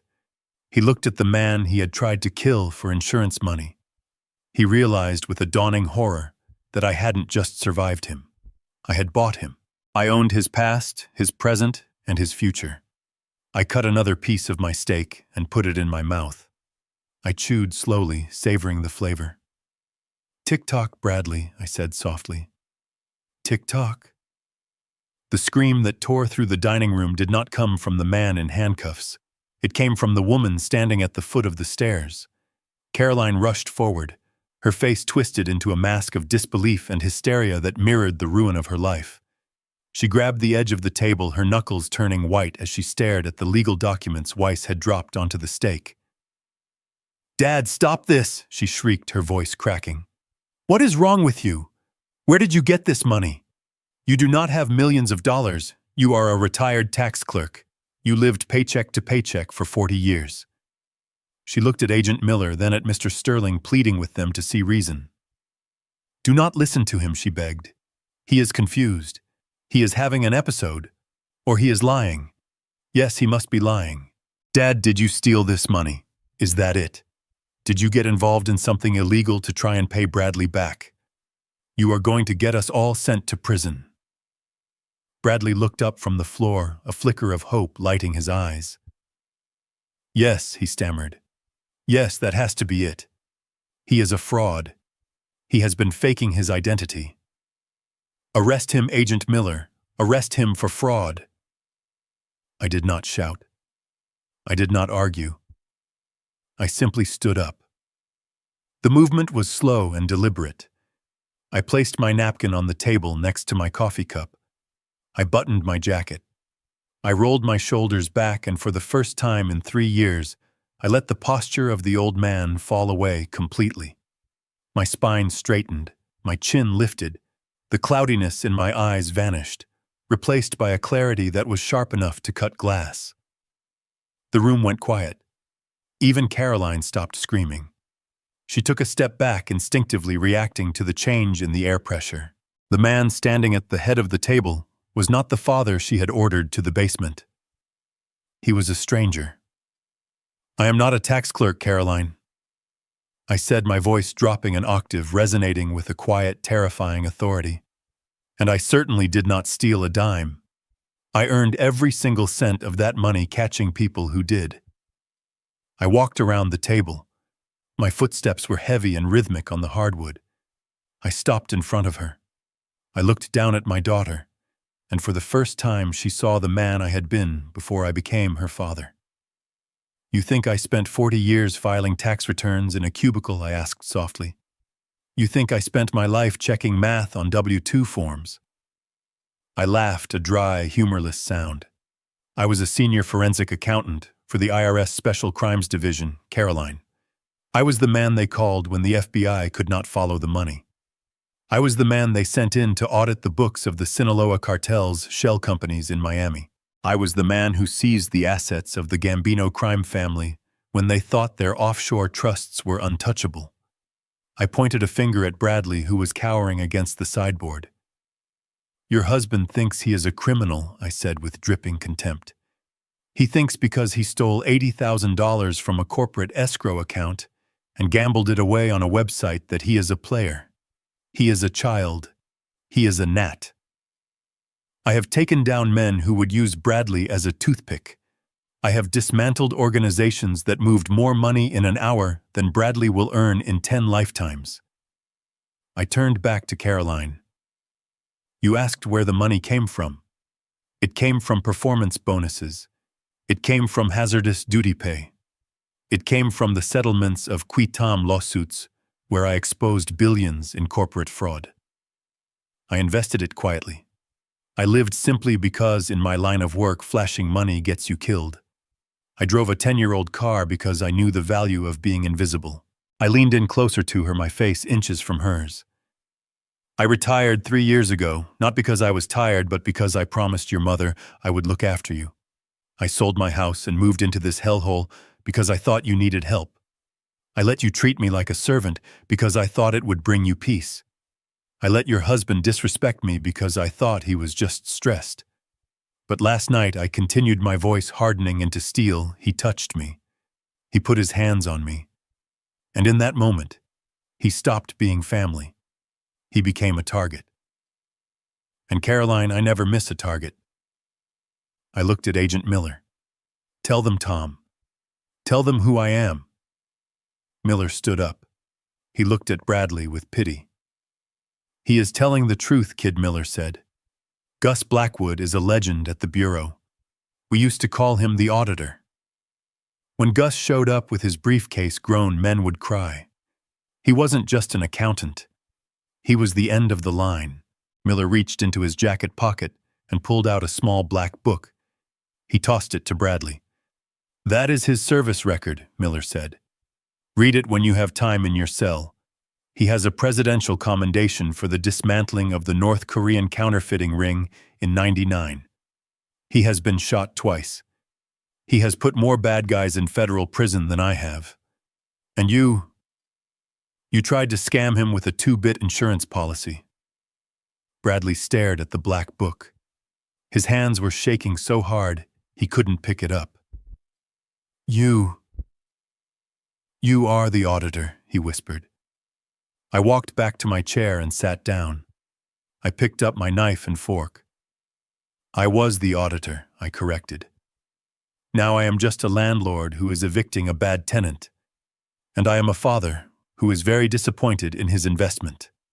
Caroline sank into a chair, her legs giving out. She looked at me with wide, terrified eyes, seeing me for the first time. The illusion of her superiority had shattered. She wasn't the benevolent daughter taking care of a senile old man. She was the foolish child who had been sitting on a dragon's hoard, treating the dragon like a pet dog. "So, no, Caroline," I said, cutting another piece of steak. "I am not a fraud. I am the most real thing in this house. And right now I am the only thing standing between you and the street. So I suggest you stop screaming and start thinking very carefully about whose side you are on. Because the man in the handcuffs is already gone. The only question left is whether you are going with him. The dining room felt smaller suddenly, as if the violence had sucked the air out of the space. Bradley stood panting against the sideboard where he had been cornered. His eyes were wide and wet, darting frantically from the handcuffs on the table to the service record on the floor. The arrogance that had defined him for 3 years was gone, replaced by the raw, panicked instinct of a trapped animal. He looked at me and he didn't see a father-in-law anymore. He saw the architect of his ruin. He saw the man who had quietly dismantled his entire life while he slept. "You set me up," he hissed. The sound was low and guttural, vibrating with a hatred so pure it was almost impressive. "You planned this. You let me think I was winning. You let me think you were weak." I sat perfectly still, my hands folded on the table. "I did not plan your greed, Bradley," I said calmly. "I did not plan your theft. I merely audited the results. That was the spark." The reality of his situation, the sheer weight of the prison sentence hanging over him, snapped the last tether of his sanity. He let out a scream that wasn't human. It was a howl of pure, impotent rage. "I will kill you!" he shrieked. He lunged. He didn't go for the door. He didn't run for freedom. He went for the silver steak knife sitting next to his empty plate. The knife I had sharpened myself just hours ago. His hand closed around the heavy handle. Caroline screamed a high, piercing sound that shattered the tension. Weiss flinched, dropping his pen and recoiling in his chair. I didn't move. I didn't flinch. I didn't even blink. I watched him come at me. I saw the muscles in his neck cord, knowing exactly what was going to happen next. I knew because I knew who was sitting to my right. Agent Miller did not shout. He did not reach for his service weapon. He moved with the terrifying economy of a man who had subdued violent felons in spaces much tighter than this. 1 second. As Bradley swung the knife around in a clumsy arc, Miller simply stood up. He stepped into the swing, his left hand shooting out like a piston. He caught Bradley's wrist in midair. There was a sickening wet pop as he twisted the arm backward against the joint. The knife clattered onto the hardwood floor, spinning harmlessly away. 2 seconds. Miller didn't stop. He used Bradley's own momentum against him. He grabbed the back of Bradley's neck with his other hand and drove him downward. It wasn't a fight. It was a correction. Slam. Bradley's face hit the solid oak table with a sound like a melon dropping from a roof. The impact shook the silverware. The crystal glasses chimed. The champagne bucket wobbled. Silence rushed back into the room, instant and absolute. Bradley lay pinned against the table, his arm twisted painfully behind his back. Miller's weight holding him down like an anvil. His face was pressed flat against the wood. His right cheek was smashed against the cold surface right next to the blue legal folder Weiss had dropped there moments ago. The notice of acceleration. It was a perfect tableau. On one side, the face of the man who thought he was untouchable, now mashed and bleeding. On the other side, the document that proved he owned nothing. His nose was less than an inch from the figure $480,000. He was forced to stare at his debt at close range. Miller leaned down, his mouth close to Bradley's ear. "That was a mistake," son, Miller said, his voice devoid of anger, just weary and professional. "Attempted murder of a federal witness. Assault with a deadly weapon on a federal agent. You just graduated from a minimum security camp to a maximum security penitentiary." Bradley groaned. A bubble of blood formed at his nostril. He tried to speak, but his mouth was pressed against the table. "Please," he whimpered. I picked up my coffee cup. I took a slow, deliberate sip. I looked at my son-in-law. I looked at the man who had terrorized my daughter, who had stolen my savings, who had tried to cut my brake lines. "You missed, Bradley," I said softly. "Just like you missed with the brakes. Just like you missed with the roast beef. You are sloppy, and sloppy men do not survive in my world." Miller hauled him up. He spun him around and slammed him back against the wall. He kicked Bradley's legs apart and ratcheted the handcuffs tight. "You have the right to remain silent," Miller recited the words automatic. "But I highly suggest you start talking once we get downtown." Miller looked at me. "Are you okay, Gus?" I set the cup down. "I am fine, Tom. Just disappointed. I thought he would put up more of a fight." I looked at the table where Bradley's face had left a small smear of blood next to the contract. "Weiss, get a cleaning crew in here once they are gone," I said. "I don't want any stains on my table." The room was quiet save for the ragged breathing of the man in handcuffs. Bradley stood slumped against the wall where Miller had deposited him, his face a mask of blood and snot. He looked at Caroline, his eyes wide and pleading. He was trying to summon the ghost of his charm, trying to find the words that had manipulated her for a decade. "Caroline," he wheezed. "Baby, please. You know me. You know I would never hurt anyone. This is a misunderstanding. Your father is twisting things. He is jealous. He wants to separate us." Caroline looked at him. She was trembling.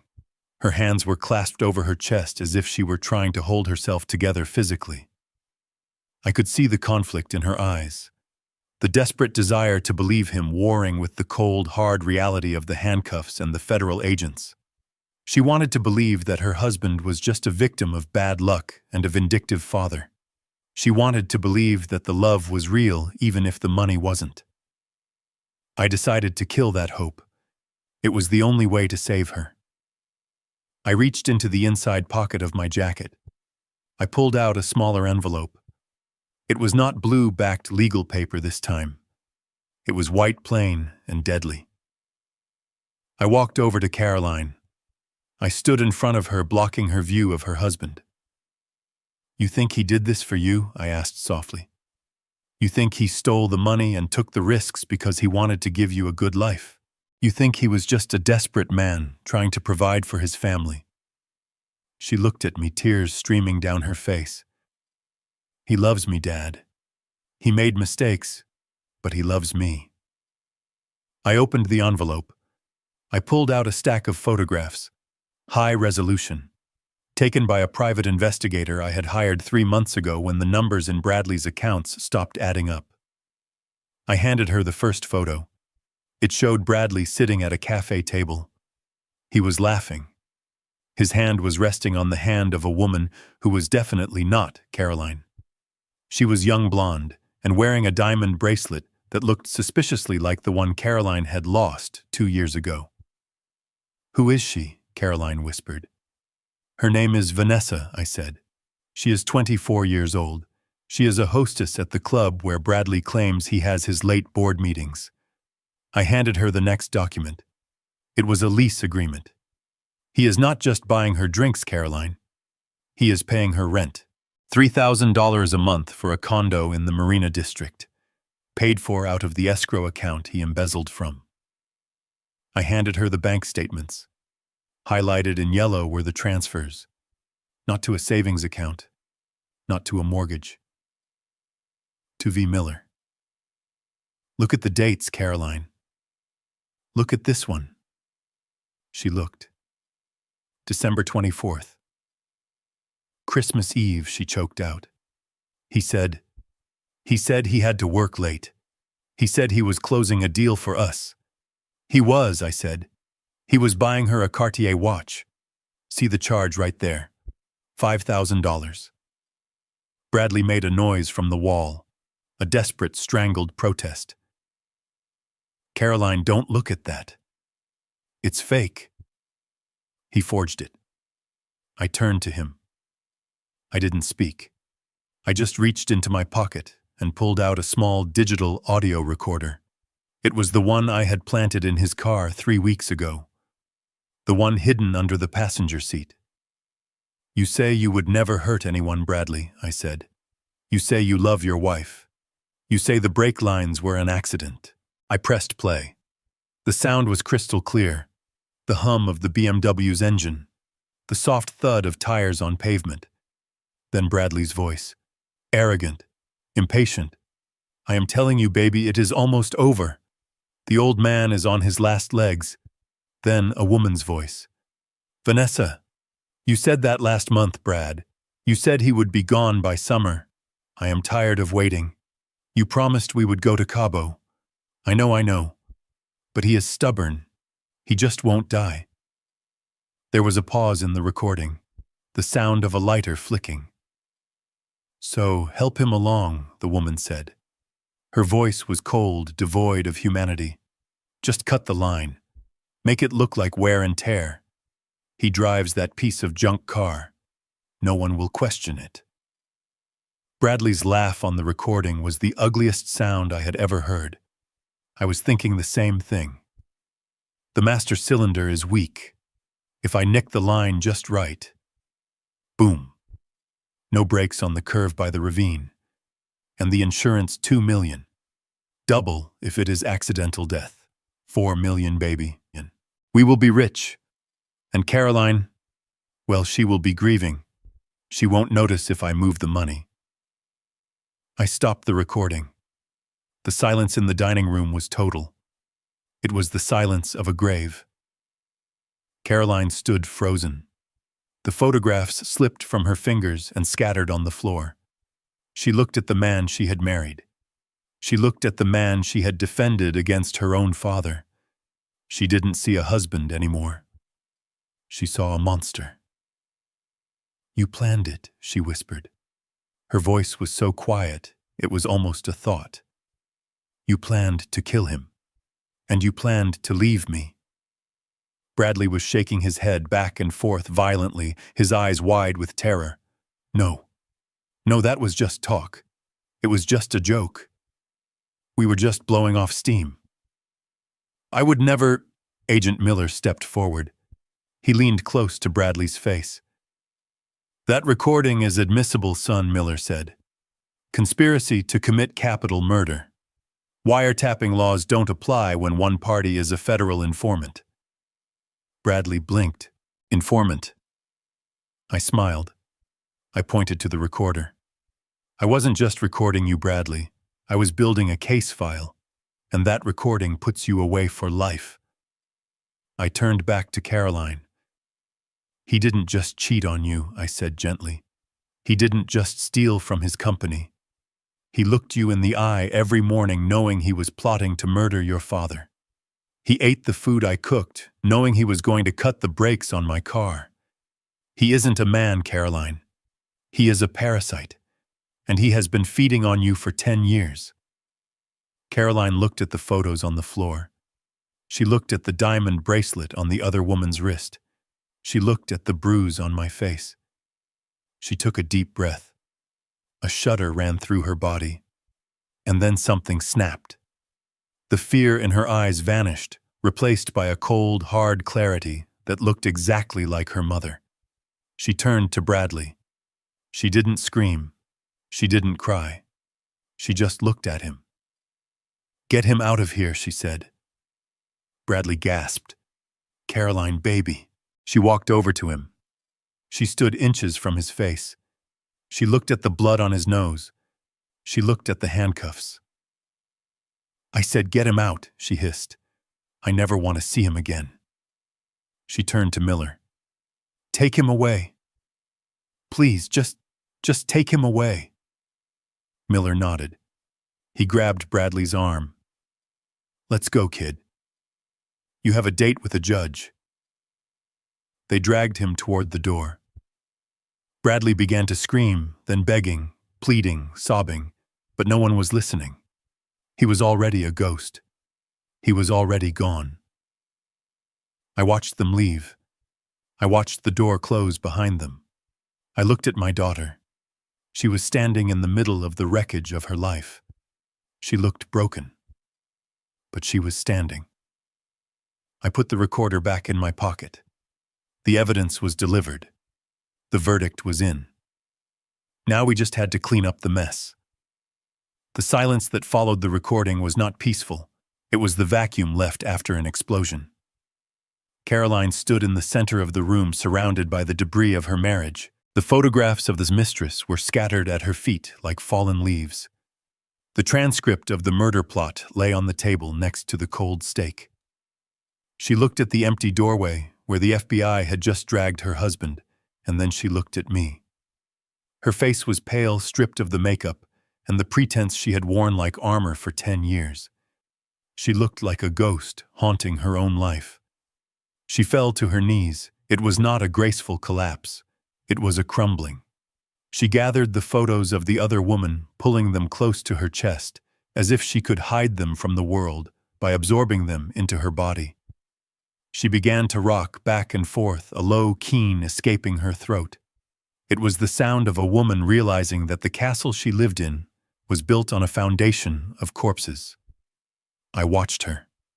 I did not move to comfort her. I had comforted her enough. I had enabled this blindness for 3 years by shielding her from the reality of her husband's cruelty. I would not make that mistake again. Comforting her now would be like giving morphine to a patient who needed surgery. It would stop the pain, but it would not cure the infection. "Dad," she whispered. Her voice was wet and thick. "You have to stop them. You have to call Agent Miller back." I frowned. I walked closer to her, my shoes crunching on the broken glass from the water tumbler that had shattered the night before. "Stop them," I asked. "Caroline, did you not hear the tape? He planned to kill me. He planned to leave you. He stole from everyone he ever met." She looked up at me.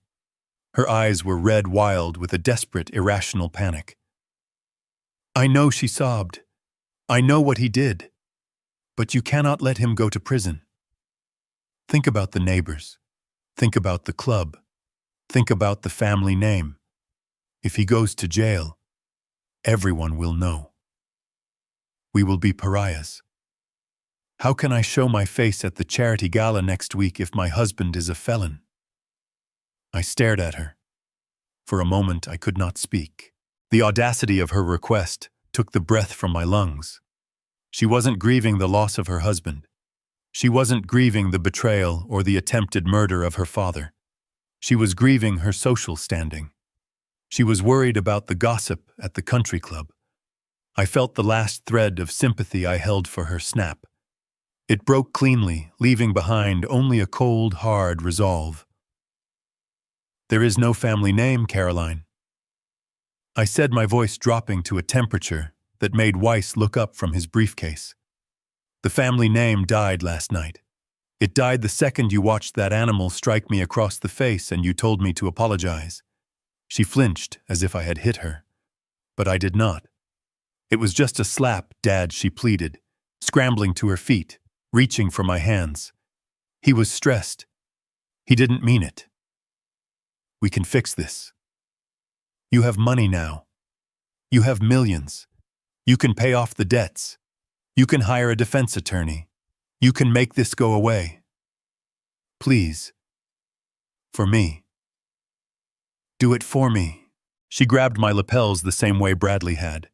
Her grip was desperate, digging into the wool of my suit. She was begging me to use the fortune I had earned, catching criminals to save a criminal. She wanted me to buy her illusion back. I peeled her fingers off my jacket one by one. I held her wrists for a moment, looking into her eyes, searching for the daughter I had raised. But I didn't see her. I saw an addict addicted to a lifestyle she couldn't afford, addicted to a man who despised her. "No," I said. I released her wrists and she stumbled back. "I am not saving him, Caroline. And I am not saving your reputation. You are worried about the neighbors. The neighbors already know. They saw the police cars. They saw the FBI. The illusion is over. The curtain has fallen." I turned to Weiss. "Give it to me." Weiss reached into his briefcase and pulled out a single document. It was not blue-backed. It was simple white paper stapled in the corner. He handed it to me. I threw it onto the table, on top of the notice of acceleration. "This is a divorce petition," I said. "Weiss drafted it this morning. It cites adultery, financial fraud, and cruelty. It grants you sole possession of nothing because you own nothing. But it grants you freedom." Caroline stared at the paper. Divorce, she whispered. I pointed to the door. Here is your choice, Caroline, and it is the last choice you will ever get to make in this house. You can pick up that pen and sign that paper. You can divorce the man who tried to kill me. You can testify against him. You can choose dignity. If you do that, I will take care of you. I will not give you this house because it is tainted, but I will help you start over. I leaned forward, my face inches from hers. Or you can follow him. You can walk out that door right now. You can go down to the precinct and hold his hand while they book him. You can stand by your man, but if you do that, you do it with nothing. No money, no home, no father. You will be on the street, Carolyn, and I promise you the sidewalks are very cold this time of year. She looked at the paper. She looked at the door. She looked at me.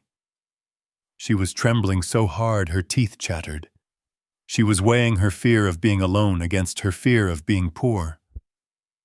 He needs me, she whimpered. He needs a jury consultant, I corrected. He does not need you. He was going to leave you for a 24-year-old hostess. He doesn't love you, Caroline. He never did. He loved the safety net. And I just cut the net. I uncapped a heavy fountain pen. I placed it next to the document. Decide, I said. Right now. Are you the daughter of Augustus Blackwood, or are you the wife of inmate number 45920? The clock on the wall ticked. The sound was loud in the silence. Caroline looked at the pen. She looked at the photos of Vanessa wearing her diamond bracelet. The reality of her marriage finally pierced the bubble of her denial.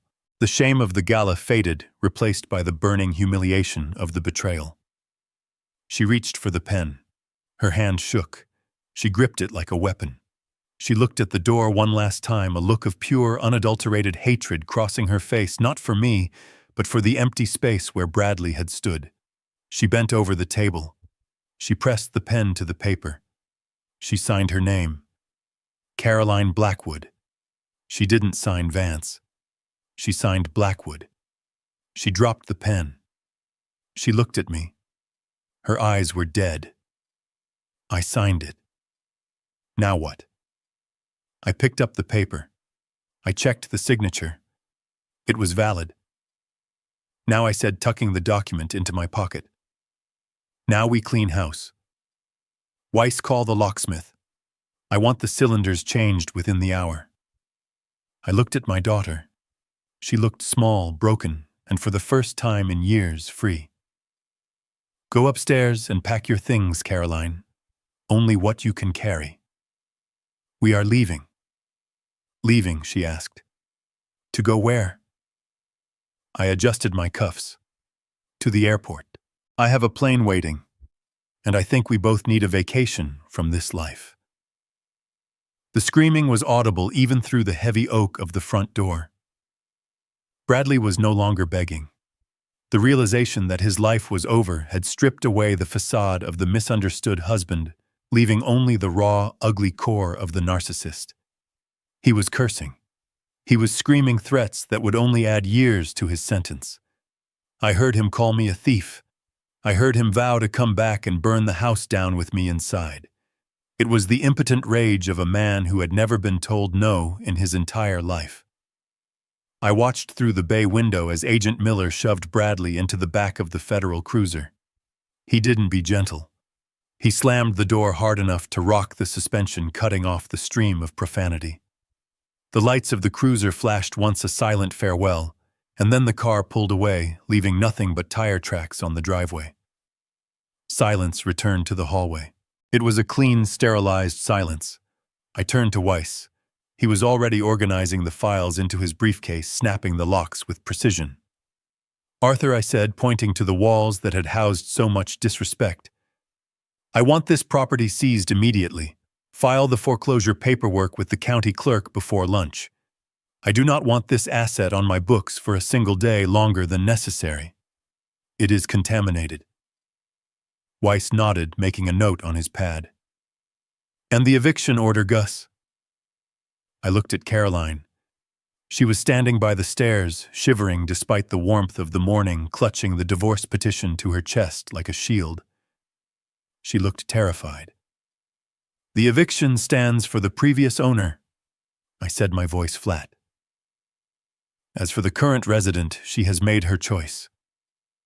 I walked over to the window and pulled the curtain shut, blocking out the view of the neighborhood that had watched us fall. If she had hesitated, Arthur, I said loud enough for Caroline to hear, if she had not signed that paper 5 minutes ago, you would be putting her on the curb right now, along with his Italian suits. I would have left her here to wait for the sheriff. Caroline flinched. She needed to hear it. She needed to know how close she had come to the abyss. She needed to understand that my mercy had conditions, and she had met them by the skin of her teeth. But she signed, I continued. So she leaves with me. But the furniture, the electronics, the ridiculous espresso machine Bradley bought with stolen money, leave it all. I want the house emptied and sold as a distressed asset. Take the proceeds, Arthur, every single dime, and donate them to the shelter for victims of elder abuse downtown. I do not want a penny of this cursed place in my accounts. It is blood money. Weiss snapped his briefcase shut. Consider it done, Gus.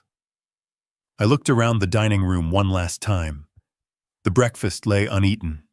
The champagne was going flat. The chair Bradley had sat in was empty. It was a beautiful scene of destruction. Let us go, I said. The air in here is bad for my health. I walked down the driveway with a single leather valise in my hand. It was the same bag I had carried into the basement 3 years ago, containing the few scraps of dignity I was allowed to keep. Now it contained my life. The sun was high in the sky, bleaching the manicured lawn that I had mowed on my hands and knees just 2 days ago. I did not feel the warmth. I felt only the cool indifference of a man walking away from a burning building without a backward glance. At the curb, a black Lincoln town car idled its engine, a low purr of power. The driver, a man Weiss had vetted personally, stood by the open rear door. He did not look at my old suit or my bruised face. He looked at me with the deference due a man who writes the checks. I stopped. I looked across the street. Mrs. Higgins was standing on her porch, clutching her bathrobe tight against her chest. She was watching the spectacle, the police cars fading in the distance, the foreclosure sign Weiss was already planting in the yard. She looked terrified. Mrs. Higgins was 70 years old, a widow living on a pension that barely covered her heating bill. For 3 years she had watched Bradley scream at me in the driveway. And for 3 years she had waited until he left to sneak over to the fence, passing me foil-wrapped sandwiches and thermos cups of soup when she knew I hadn't eaten. She was the only soul in this zip code who had seen me as a human being. I walked over to her. She flinched as I approached, unsure of the stranger in the expensive suit. "Mr. Gus," she whispered. "Are you okay? Is that the FBI?" I smiled. It was the first genuine smile I had worn in a long time. "I am fine, Mrs. Higgins," I said. "I am just moving on." I reached into my pocket and pulled out a set of keys. They were for the sedan sitting in the driveway, the car with the repaired brake lines, the car Bradley had forced me to drive because he said it was all I deserved. It wasn't a luxury vehicle, but the engine was solid, and I had just put 4 new tires on it last week. "Here," I said, pressing the metal into her palm. She looked at the keys, then at the car. "Gus, I cannot take this. That is your car." "It is not my car," I corrected gently. "It is a car, and I do not need it where I am going. It has a full tank of gas, and the title is in the glove box signed over to bearer. Take it. Go see your grandkids in Ohio. You told me you missed them." Her eyes filled with tears. She gripped my hand, her skin paper thin and warm. "But why?" "Because you gave me tomato soup when I was hungry," I said. "And because you were the only one who didn't look away." I didn't wait for her thanks. I turned and walked back to the Lincoln. I slid into the leather interior, the scent of new car smell and air conditioning washing over me. Caroline was already inside, staring out the tinted window at the house she had lost.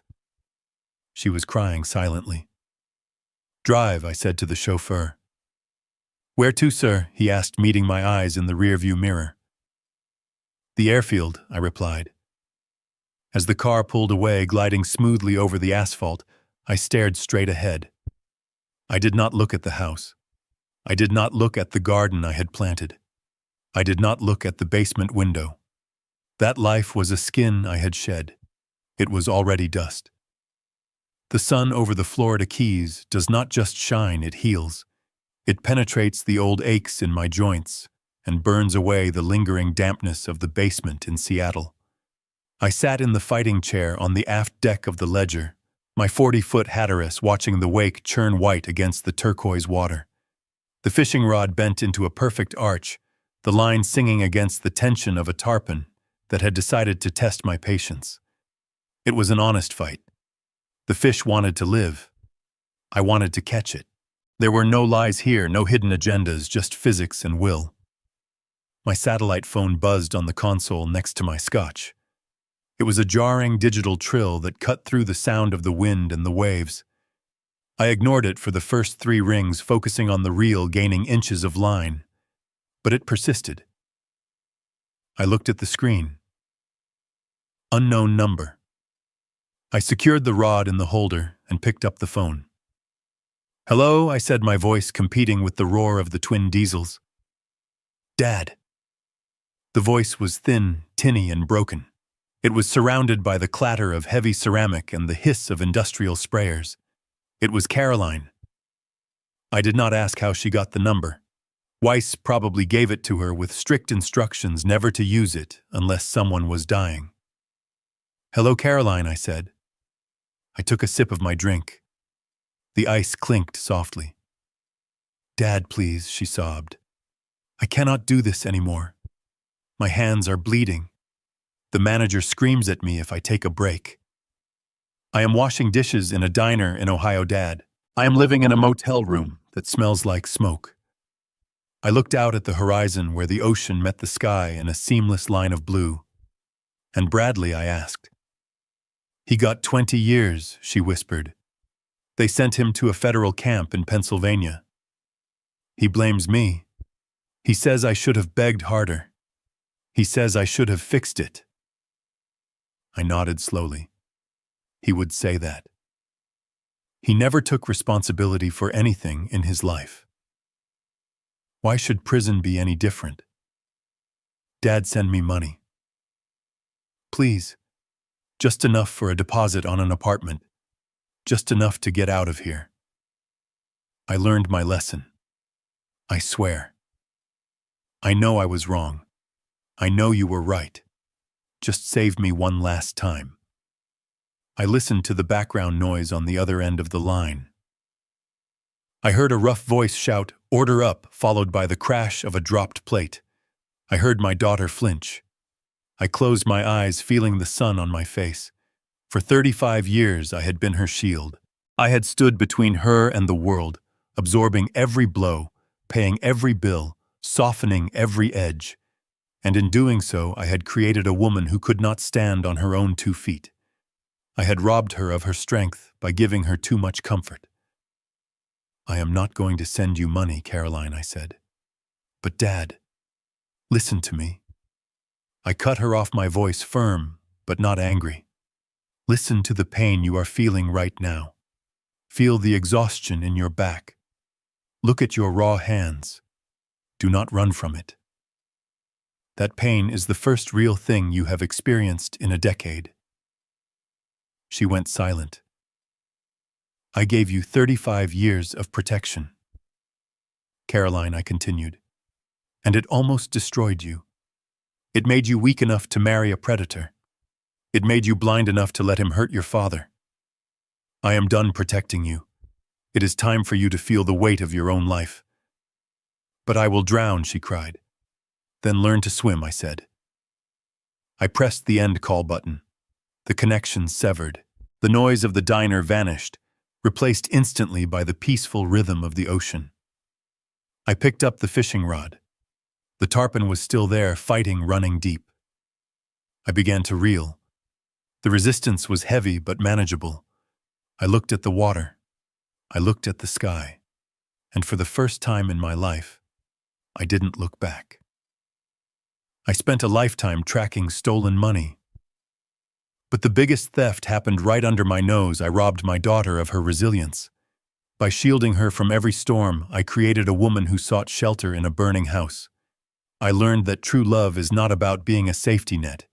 It is about teaching someone how to fall and get back up. Dignity is not negotiable, and sometimes the only way to save the people you love is to let them save themselves. You cannot buy loyalty, and you certainly cannot bribe a predator into becoming a prince. If you enjoyed this story of justice, please hit that like button and subscribe to the channel. Let me know in the comments below, have you ever had to cut off a family member to save your own peace? Until next time.